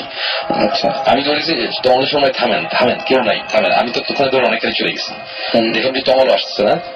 ঠিক ওই সময় স্টিভ দূর থেকে কোথা থেকে যে দৌড়ে আসতো আইসা বললো যে মানে সেও দেখছে আর কি, আমরা দুজনই তখন দৌড়, ওর হাতে ক্যামেরা, ও দৌড়াচ্ছে আমি দৌড়াচ্ছি, দৌড়ে লাস্ট মাথায় গেলাম, লাস্ট মাথায় যাওয়ার আগেই লাইটটা থাপ নাই, হঠাৎ করে নাই, লাস্টটা পুরোপুরি ভ্যানিশ, লাইটটা নাই। আমরা যখন দাঁড়ালাম দাঁড়া বললাম যেটা কি, বলে যে এর আগের বার যখন আমরা আসছি আমাদের বেশ কিছু এক্সপিরিয়েন্স আছে, বাট এই জিনিস আমরা আগে কখনো দেখিনি, এটা আমরা ফার্স্ট দেখলাম। আচ্ছা এটা প্রথম কি হলো, তো ডকুমেন্টেশন কতখানি হয়েছে জানি না, বাট যতখানি হয়েছে হয়েছে, মানে মানে ওরা খুব একটা খুশি না যে পুরোপুরি হয় জিনিসটা ভিডিও করতে পারেনি, বাট এটা নিয়ে আমরা তখন অনেকক্ষণ কথা বলতেছি। এবং ততক্ষণে কিন্তু আমি কিন্তু এতটুকু টের পেয়ে গেছি যে এই ফ্লোর মানে এই ফ্লোর একদমই নিরাপদ না আর কি, মানে ওই টাইপের এই ফ্লোরের প্রবলেম আছে। তো তখনই অ্যাকচুয়ালি আমি কথা বলা শুরু করলাম যে এই ফ্লোরে কি হয় না হয়, তখন আমাকে বললো যে এখানে ফিমেলিং সিনদের রাখা থাকতো, এখানে এইভাবে 2টা মার্ডার হয়েছিল একটা রুমের মধ্যে, ওই রুমের মধ্যে তারপরে যে রুমের মধ্যে মার্ডার ওই রুমের মধ্যে ঢুকলাম, ঢোকার পরে আমরা তো সব রুমে যে ছবি টবি তুলতেছি, হ্যাঁ তো ওই রুমের ওই ডিজিটাল ক্যামেরায় ছবি তুলতো, ওই রুমের ছবি তুললো, ছবিটা হচ্ছে আমি আর হচ্ছে তমাল ছেলেটা সে, আর ছবিটা তুলতেছিল হচ্ছে যে স্টিভ, তো আমার সাথে ট্যাঙ্গো আরেকজন আছে, আমরা 3জন দাঁড়ায় আছি, তো ছবি তুলতেছে, ছবি তুলতে তুলে সে একটা মুখ দিয়ে একটা বাজে ভাষা বললো যে হোয়াট দ্য হেল টাইপের একটা জিনিস, বললো যে হেল বলা নেই আমরা জিনিস যে কি ব্যাপার বলে যে ছবি আসেনি, দেখলাম যে পুরো সাদা, মানে ছবিটা হচ্ছে ওভার এক্সপোজ হয়ে যেতে হয়, পুরো সাদা একটা ছবি আসছে। আমি বললো যে আবার তুলো সেকেন্ড টাইম ছবি আসলো, থার্ড টাইম ছবিটা অটোমেটিক ক্যামেরা ছবি উঠছে, ভুলার কথা না, তো 2-3 বার হলো। এবং ওই যখন ওভার এক্সপোজ 2বার ছবি হলো, হওয়ার সাথে সাথে দেখলাম যে সবাই সবার দিকে তাকাচ্ছে, আমি বললাম যে তারা নিজেরা একটা কিছু করতেছে, যে সামথিং ইজ রং। এবং ওই টিমের বাকি ছিল যে ওদের ওয়্যারলেস করলো, ওরা আবার আসলো, তখন আমরা আবার 6-7 জন আমরা একসাথে হয়ে গেলাম, হওয়ার সাথে সাথে তারা দেখলাম যে এখানে ওই যাবতীয় ইকুইপমেন্ট বসানো শুরু করছে। আমি তখন বললাম যে এটা কি হচ্ছে, ওরা ততক্ষণ ইলেকট্রোম্যাগনেটিক ফিল্ড সব বের করে মাপা শুরু করছে, যে বললো যে এখানে প্রবলেম আছে। আমি বললাম যে এতক্ষণে পাইছে, আমি বললাম যে এই জিনিসটা আমি তোমাদের বলতেছি যে 4 তলায় প্রবলেম আছে, আমি তোমাদের 1 তলা 2 তলা 3 তলা ভুয়া, এখানে কিচ্ছু না, ওই এক জায়গায় বল নড়ছে কি নড়ে নাই, ওই লাইট জ্বলছে কি চলে নাই আমি বুঝি না, এগুলা হচ্ছে কিন্তু এইখানে কিছু আমি এখন ফিল করতেছি, এতক্ষণ আমি কিছু ফিল করি না। ওকে ওই টিমও তখন সিরিয়াস হয়ে গেছে, আচ্ছা ঠিক আছে এই ব্যাপার হাবি যাবি এগুলো হতে হইতে, তারপরে আমরা যেটা করলাম যে আমরা প্রতিষ্ঠ যেটা করি এরাও ওটা করে, দেখলাম যে 2 ভাগে ভাগ হয়ে গেল, আলাদা 2 ভাগ হয়ে গেলাম। এক ভাগে হচ্ছে আমাদের সাথে ছিল হচ্ছে স্টিভ আর আরেকটা ছেলে, ওই গোস্ট হান্টার্স এর টাইপের কেউ, মেন কেউ না, ছেলে ছিল এমি আর ট্যাঙ্গো, আচ্ছা ওরা ছিল গোস্ট হান্টার্স এর বাকি 2 জন ছিল। আমাদের এই টিমের মধ্যে আমরা এখানে বসেছি, আমরা বসে আমরা কথাবার্তা বলতেছি, আলাদা হয়ে গেছে, আরেকটা টিম আলাদা। তা ওই 4 তলার প্যাসেজের এখানে আমরা বসা, মাটির মতো বসলাম, বসে আবার বসে আছি, বসে থাকতে থাকতে ওরা কথা বলা শুরু করলো যে ততক্ষণে কিন্তু সবকিছু মোটামুটি কি বলবো এটারে যে কমপ্লিট বা সব সব শেষ হয়ে গেছে, আমরা বসে আছি। তখন তারা বলতেছে হঠাৎ করে স্টিভ বলা শুরু করছে যে আমরা জানি তোমরা এখানে এক্সিস্ট করো, এখানে আছো, আমরা জানি, ওই যে সেম জিনিস we mean no harm, but ততক্ষণে কিন্তু আমার কিন্তু ভিতরে কিন্তু খবর হয়ে গেছে উই মিন নো হার্ম মানে কি, আমার তো মনে হচ্ছে এরা উল্টা বলবে যে তোরা এখানে কি আছে, তো এরকম একটা অবস্থা। তো ওরা খুব কুললি বলতেছে যে কোনো এরা তোমরা আসো, তোমরা দেখা দাও, আমাদের সামনে আসো, করো, সো দ্যাট আমরা বুঝি তোমরা আসো, এটাই তোমরা আসো, এই টাইপের করতেছে। তা এই কথাবার্তা চলতেছে, হঠাৎ করে টাং করে একটা আওয়াজ হয়েছে অনেক দূর থেকে, মানে জিনিসটা লাস্ট মাথায় আওয়াজটা কিরকম আমি বলি, কোন ওই পাইপ, পানির পাইপ বা এইসব কিছুর মধ্যে যদি রড দিয়ে আমরা বাড়ি দিই একটা আওয়াজ হয় না, একটা টাং একটা একদম, হ্যাঁ ঠিক ওই একটা আওয়াজ, এবং আওয়াজটা অনেক দূর থেকে, মনে হচ্ছে কি যে প্যাসেজটা করে লাস্ট মাথা থেকে আসছে। আচ্ছা ওখানে একটা আওয়াজ আসলো, যে আচ্ছা এটা যে কোনো আওয়াজ হতেই পারে ব্যাপার। তারপরে ধাপ করে একটা আওয়াজ, বুঝলাম যে এটা আরেকটু সামনে, ওকে, তারপরে আবার ধাপ একটা আওয়াজ সামনে, তারপরে হাঁটার আওয়াজ, একটা কিছু হাইট আসতেছে, আচ্ছা আওয়াজটা বন্ধ হয়ে গেল। তারপরে এরকম একটা জিনিস হলো যে মানে পুরোপুরি ভাবে আমি ফিল করছি যে রাসেল এই যে আমার কিন্তু এখন তুমি এটা দেখতে পাচ্ছ নিশ্চয়ই, একদম একদম আমি দেখতে পাচ্ছি, পুরো আমার সামনে দেখতে পাচ্ছি। আমার এখনো আমার এখনো ফিলিংটা মনে আছে যে তখন মনে হচ্ছিল যে খুব খুব খারাপ একটা কিছু, অশুভ একটা কিছু একটা জিনিস আসতেছে আমার সামনে, আসতেছে, কিন্তু আমরা কিন্তু কাউকে দেখছি না। মানে আমি তখন পুরোপুরি স্টিভ বসে আছে আমার পাশে, তমাল চুপ করে বসে আছে, স্টিভের চেহারা ততক্ষণে গোমরা হয়ে গেছে, মানে সামথিং রং, যে এখন এখানে একটা কিছু হইতেছে যেটা তারাও একটু এখন টেনশন ভয় পাচ্ছে বা কিছু একটা। তো একটা জিনিস প্যাসেজ থেকে এবং ভয়ঙ্কর মানে আওয়াজগুলো যে হচ্ছে না, মানে এক একটা রুম ক্রস করতেছে, মনে হচ্ছে কি তারা জানান দিচ্ছে যে এই রুম ক্রস করলাম, ঠাস একটা আওয়াজ হচ্ছে, এই করতে করতে আওয়াজ অনেক সামনে আসতেছে, মানে আওয়াজটা আস্তে আস্তে একেবারে আমাদের কাছে আসলো। আর ঠিক তখন ওই ভূতিস বলতেছে গস্ট হান্টার্সের যে আরেকটা টিম, ওরা ঠিক অপোজিট জায়গা থেকে ওরা আবার ঢুকতেছে, ওরা ঢোকা শুরু করলো, প্যাসেজ মধ্যে আসলো, ওদের হালকা কথাবার্তার সাথে সাথে আওয়াজটা সব বন্ধ হয়ে গেলো, সবকিছু চুপচাপ, কিচ্ছু না। সাথে স্টিভ বললো চুপচাপ, বললো, ওরা সাথে চুপ হয়ে গেলো যে সামথিং ইজ হ্যাপেনিং, আমরা চুপ হয়ে যাই, সব চুপ, আমরা কেউ কোনো কথা বলতেছি না, আওয়াজটা সব বন্ধ। তারপরে হচ্ছে পায়ের আওয়াজ, ওই কাঠের ফ্লোরের মধ্যে কেউ হাঁটলে যেটা হয়, ওখানে খালি পায়ে বা খালি পায়ে ওই কাঠের ফ্লোরের মধ্যে হাঁটতেছে, কেউ একজন হাইটে আসতেছে আমার সামনে, একেবারে সামনে আসতেছে মনে হচ্ছে।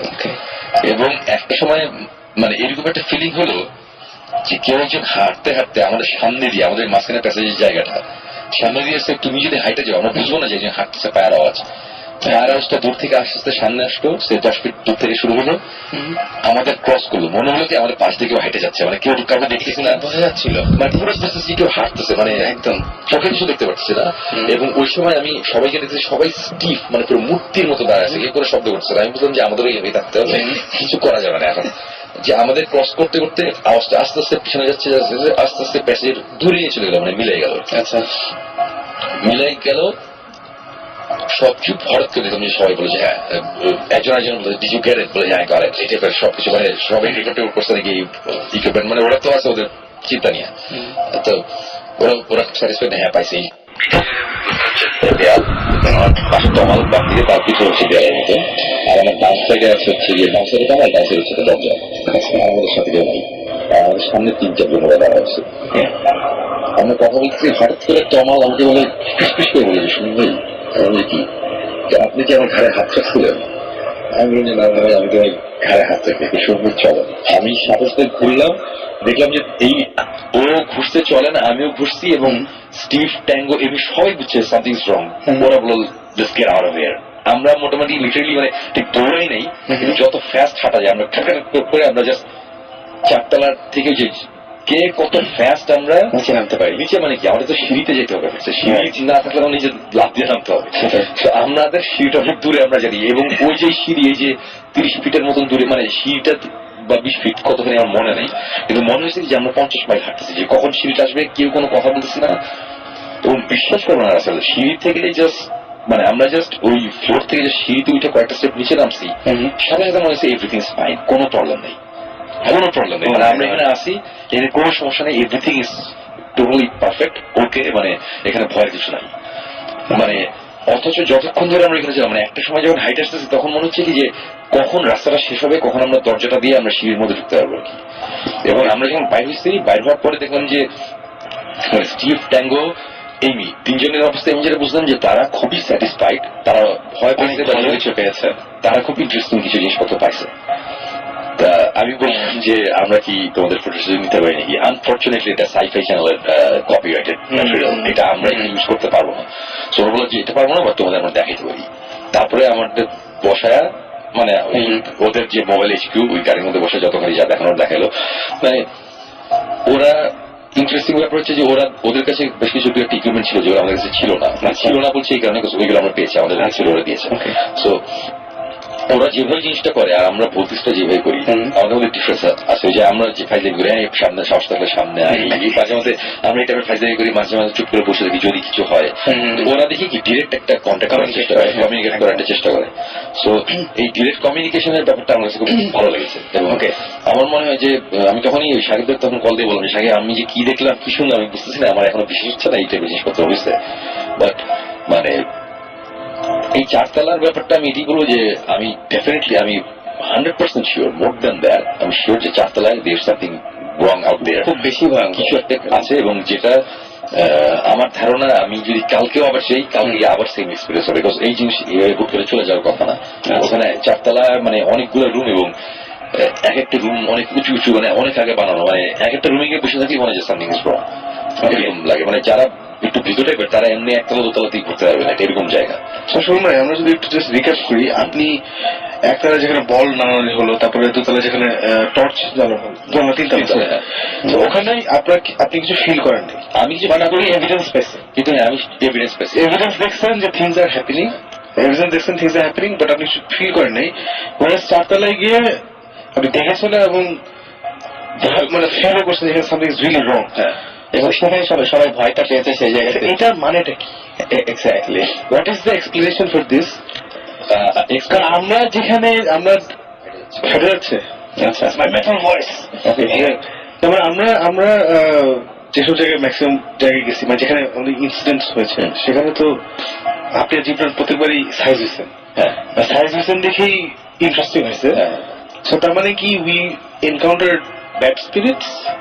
না, আমি যেটা বুঝি, যে আমার যেটা মনে হয় যে এই সুপার ন্যাচারাল বা আনএক্সপ্লেইনড ফেনোমেনা বা এইসব যে এক্সিস্টেন্স, এগুলা আমি মোটামুটি বুঝি, আমি মোটামুটি একটা জায়গায় আমি কিছুটা বুঝতে পারি, বাট আমার একটা লিমিটেশন আছে যে আমি এতখানি হয়তো বুঝতে পারবো, এর বাইরে যদি কিছু থাকে সেটা হয়তো আমি জানি না। সো আমার কথা হচ্ছে যে এরকম অনেক জিনিসই থাকতে পারে যেটা আমরা এরকম অনেক আমরা রিচ করতে পারি না। যেমন 42টা লোকেশনে গেছি, রাইট? সো 42টা লোকেশনের মধ্যে আমরা 9টা লোকেশনে খুবই হ্যাপি, আর এই জায়গাটা পেয়েছি, এইগুলো হচ্ছে এপিসোড করার মতন জায়গা, তাই না? সো এর মানে এই না যে বাকি যে 42টা থেকে যে 9টার বাকি যেই কয়টা হয়, 31টা না 33টা জায়গা, তো ওইখানে যে কিছু নাই তা না, হয়তো ওর মধ্যে কিছু কিছু জায়গা ছিল যেটা আমরা জানিও না, আমরা হয়তো মিস করেছি। তো আবার আরেকটা ব্যাপার আছে যে আমি যতখানি এগুলো ফিল করি, আমার চেয়ে বেশি করে আবার জিব্রান, মানে জিব্রান এরকম অনেক সাহিত্য মিলে অনেক জায়গায় জিব্রান বলতেছে সামথিং ইজ রং, একদম। এবং আমি তখন বলেছি যে না, অ্যাকচুয়ালি না, আমার মনে হয় না। কিন্তু হোয়াট ইফ আসলে এখানে কিছু একটা উল্টোপাল্টা ছিল যেটা আমি বুঝি নাই, জিব্রান বুঝতে পারছে। জীবন ভাই, আমি নিজে এটা দেখেছি, জীবন ভাই অনেক দ্রুত বুঝতে পারে এবং তারপরে ফল ভোগ করতে হয়। এটা না, ফল ভোগ ওইটা সবকিছুরই অ্যাকশনের রিয়াকশন, মানে কনসিকুয়েন্স থিওরি আছে। শুনবেন আমরা এটা মানে জিজ্ঞেস করছি যে আমরা একটা, আপনি যেটা বললেন না যে শাকিব যেটা জিজ্ঞেস করলো যে কয়েক সময় কয়েক সময় হয় না, আমার একটা ফ্রেন্ডের বাসা আছে, ওর অনেকদিন ধরে বলছিল ওর বাসায় প্রবলেম আছে কিন্তু আমি যে জীবনে কোনো কিছু ফিল করি নাই। একদিন আবার সময় আমি বসে আছি, আবার চোখের সামনে দরজাটা যে বছর দিয়ে দরজাটা বন্ধ হয়ে গেল, পুরো বছর দিয়ে দরজাটা বন্ধ হয়ে গেল, আবার একটা খুললো, আবার ওই ইয়ে সিস্টেম খুলে গেল। I did not feel anything, but it's happening আমার সামনে। সো আমি যত জায়গায় গেছি, তারপরে যা কিছু হচ্ছে সব জায়গায় যে আমি আমি আগে মানে একটু বুঝতে পারি কিছু হচ্ছে, কিন্তু ওটা আমি ওই একটা জায়গায় আমি বুঝতে পারি। মেবি আমার আরেকটা এক্সপ্লেনেশন আছে, সেটা হচ্ছে যে মেবি যে ঘোস্ট হান্টার্সদের সাথে যখন দেখা করতে যাচ্ছি, ওইখানে ইনভেস্টিগেশনে যাচ্ছি, তখন আমার মাথায় একটা জিনিস কাজ করছে, সেটা হচ্ছে যে ঘোস্ট হান্টার্স দেশের বাইরে থেকে কিছু লোকজন আসছে, এদের নিয়ে আমরা একটা ইনভেস্টিগেশনে যাচ্ছি, সো আমাদের ওদের ইমপ্রেস করতে হবে, সো আমরা অনেক কিছু ফেক জিনিসপত্র করবো, ওরা যাতে ভয় পায়। সো এই জিনিসটা তো আমার মাথায় অ্যাকচুয়ালি কাজ করতেছিল, সবকিছু আমি প্রচন্ড ভাবে এক্সপ্লেন করার চেষ্টা করতেছিলাম। সো আমার হয়তো আমার মেন্টাল স্টেটটা এটা ছিল যে আমার এখানে ভয় করতে দেওয়া যাবে না। হ্যাঁ, বাট 4 তলায় যাওয়ার পর একটা স্পিড অথবা ওই যে ওইটা লেভেলটা এত বেশি ছিল যে আমার সাবকনশিয়াস মাইন্ডের ওটা আটকাতে হয় না, যে না এখানে একটা কিছু আছে এবং এটা বুঝো।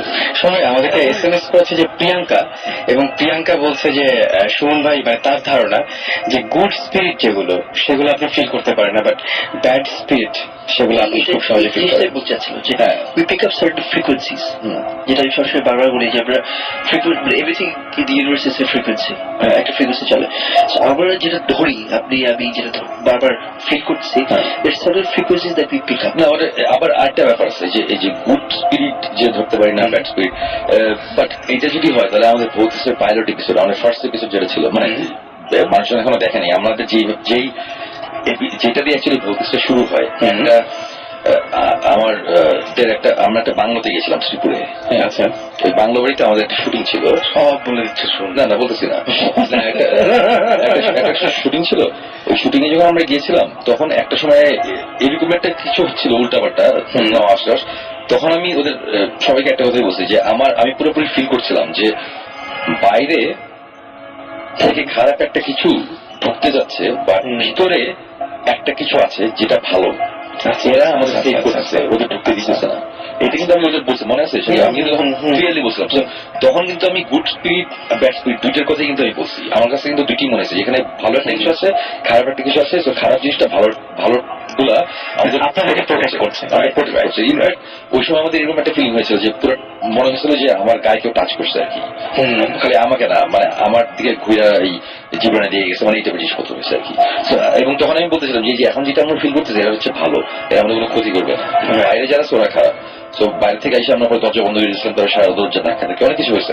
ওটা আমাদের ফার্স্ট আই থিঙ্ক শুনবে ওই মেয়েটা কি প্রিয়াঙ্কা, ও যেটা লিখছে ওটাকে যদি আমরা আরেক স্টেপ ফার্দার নিই, maybe it's not bad spirits যেটা আপনি ফিল করেন ওর সামথিং। মেবি যখন আমরা কোথাও যাই এবং ওখানে কিছু একটা থাকে যেটা কোনো হার্মফুল ইন্টেনশন থাকে, maybe that's what you pick up. Maybe বুঝছেন, কারণ ওই মেয়েটা যখন বলটা খেলছিল, সে you didn't pick up any because তার কোনো ব্যাড ইন্টেনশন ছিল না towards anybody in that room, তাই না? তারপর আপনার যখন টর্চ যখন জ্বালানো বন্ধ হলো, ওটা জাস্ট আপনার সাথে ইন্টারঅ্যাক্ট করছিল, দ্যাটস ইট, কোনো ইন্টেনশন ছিল না খারাপ। সো ওই এখন আপনি যেটা ওই বাংলার কথা বললেন বা ওই চারতলায় গিয়ে যেটা হলো, ওখানে I guess you are Jibran, you guess pick up the intention. যখন কোনো ইন্টেনশন স্পেসিফিকলি থাকে যে আমাদের ক্ষতি বা কিছুটা করবে, মেবি দ্যাটস ওই ইন্টেনশনটা পাসেস থ্রু। মেবি আমরা কিন্তু সবই কিন্তু ধরে নিচ্ছি। মেবি তো আসলে হ্যাঁ। আর কিন্তু আবার দেন এগেন ইরেশের বাংলাতে যেটা হয়েছিল, আমরা ছিলাম, মানে ইরেশের বাংলাতে আমি এবং জিব্বার পুরোপুরি ফিল করছি আমাদের পিছনে একটা কিছু সব বসে আছে। কারণ সে দৌড় দিয়ে যখন চলে গেছে, জিনিসটা দূরে যখন চলে যাচ্ছিল, যেই প্যাথওয়ে দিয়ে যাচ্ছে, আমি বলতেছি যে ঠিক আমাদের পিছন বরাবর সেটা চলে যাচ্ছে, এবং ঠিক এই পিছনে এসে 50 ফুট 60 ফুট দূরে একটা কুকুর ছিল, শুয়েছিল। আচ্ছা, কুকুরটা হঠাৎ করে খাও করে চিৎকার করে কান্না শুরু করলো। মানে আমি তখন বললাম যে ক্রস করলো, কুকুরটা টের পেয়েছে। এই যে ওর কি ইন্টেনশন ছিল যায় না, আমরা তো ওর তো ঘুরে ফিরে বেড়াচ্ছিল, আমরা ওর তো আমাদের কোনো ক্ষতি করে না, বাট আমরা বুঝতেছিলাম একটা কিছু আছে। না, নিশ্চয় maybe he was irritated, maybe he or it or whatever, maybe তার ম্যাচ খারাপ হচ্ছে যে রাত বেরিয়ে তখন ঘুমানোর কথা, ওখানে গিয়ে ওকে ডিস্টার্ব করছে। আচ্ছা, হ্যাঁ, ঠিক আছে।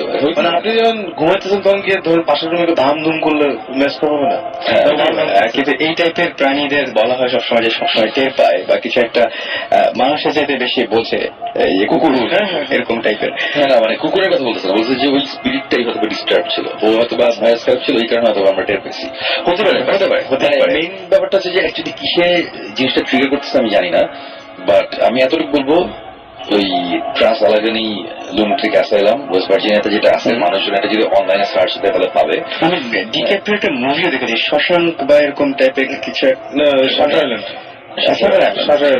সাথে মিল আছে, মানে অনেক মানে জায়গাটা, যে জায়গাটার বর্ণনা দিচ্ছেন, হ্যাঁ, যে ক্যাসেল টাইপের একদম শাটার আইল্যান্ডের যে সিনগুলো, সেই সিনগুলো খুব কাছাকাছি। ওয়েবসাইটে ওই জায়গাটা আছে, ওই লুনাটিক অ্যাসাইলামের নামটা মেট্রিক্স সব আছে। এখন নেই, ওই সময় উঠে দিচ্ছে না। এবং শুনে আমি একটা কথা বলবো যে প্রশ্ন আমার নিজেও জানতে ইচ্ছা করছে যে যখন কিনা মানে এরকম তো অনেকেই আমাদের SMS গুলো দেখলে বোঝা যায় যে অনেকেই অনেক কিছু দেখেন, অনেকে অনেক পরিস্থিতির মধ্যে পড়েন।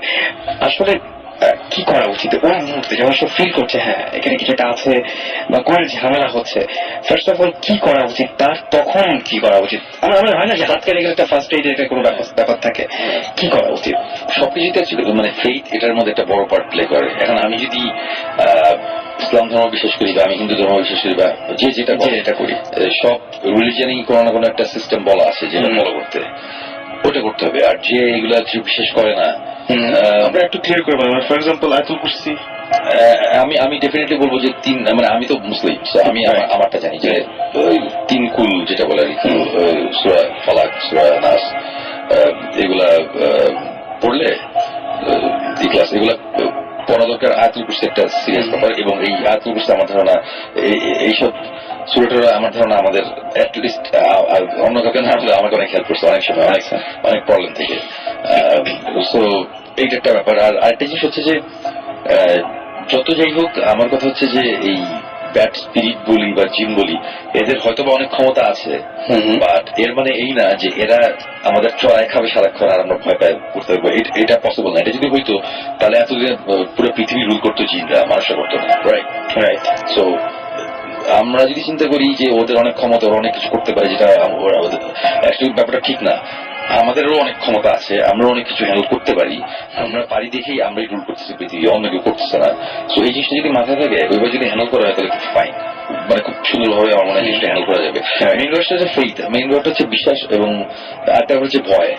একজন মানুষের ভয়ের লেভেল এক একজন, কেউ অনেক ভীতু, কেউ আমি নিজেকে খুব সাহসী বলতে পছন্দ করি, বিকজ আমি এক সময় ছোটবেলায় আমি তো অনেক ভীতু ছিলাম, অনেক ভীতু ছিলাম, আমি টুকটাক অনেক কিছুতে ভয় পেতাম। আর এখন ভয় বলে কোনো জিনিস অ্যাকচুয়ালি খুব একটা এক্সিস্ট করে না আমার লাইফে, মানে আমি আমার কিছু যায় আসে না।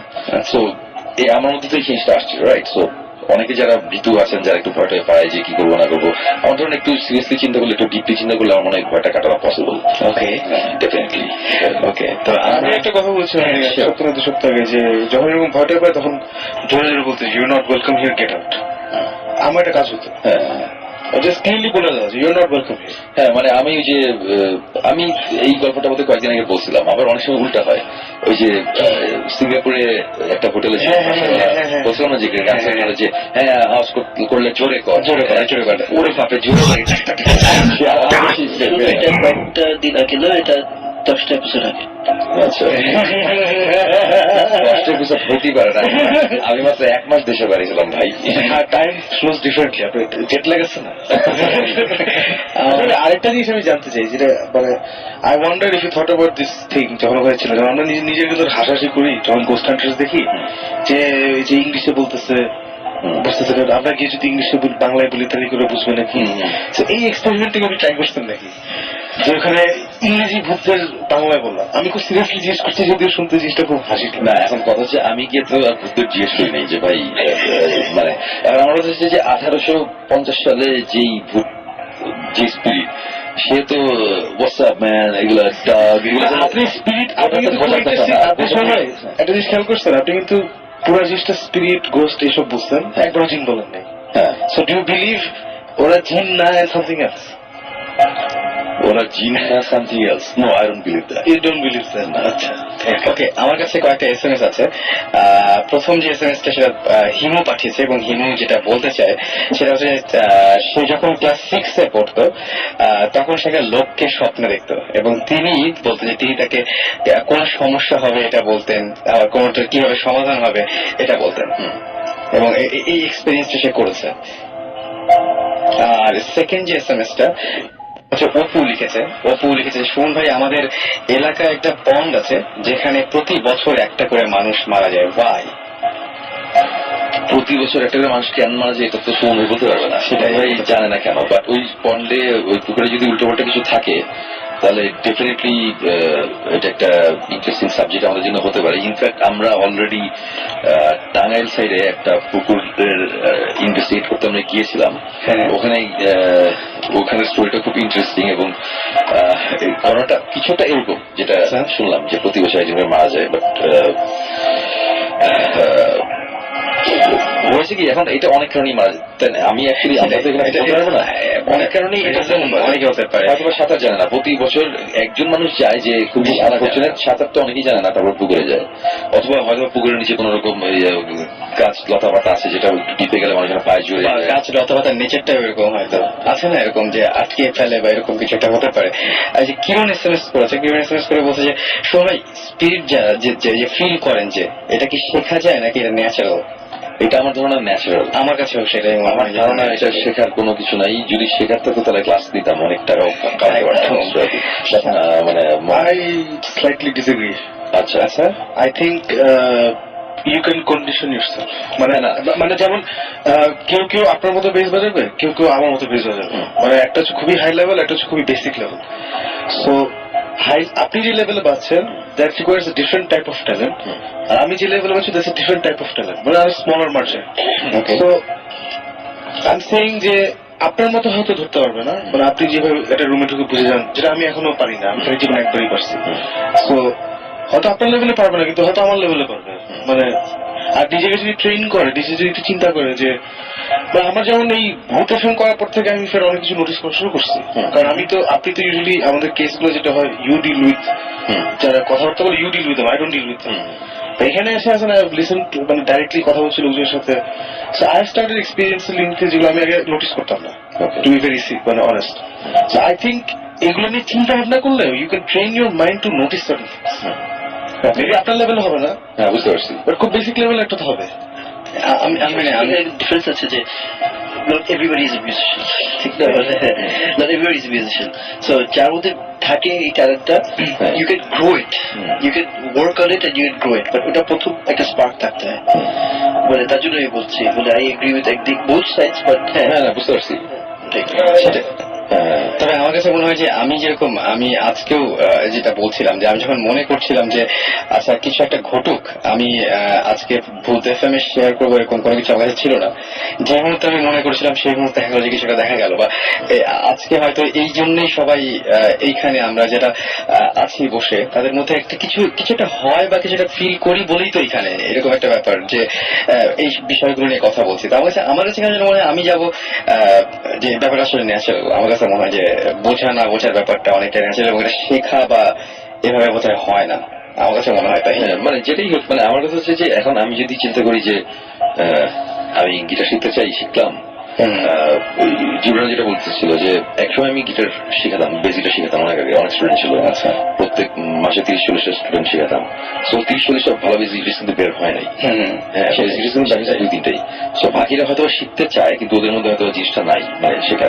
সো হয়তো বা যারা শিখতে চায় ওদের মানে শিখতে চায় মানে জানতে চায় এটা কিভাবে কন্ট্রোল করার, এটার কোনো প্রপার কোনো গাইডলাইন, কোনো গাইড বুক এরকম কিছু নাই।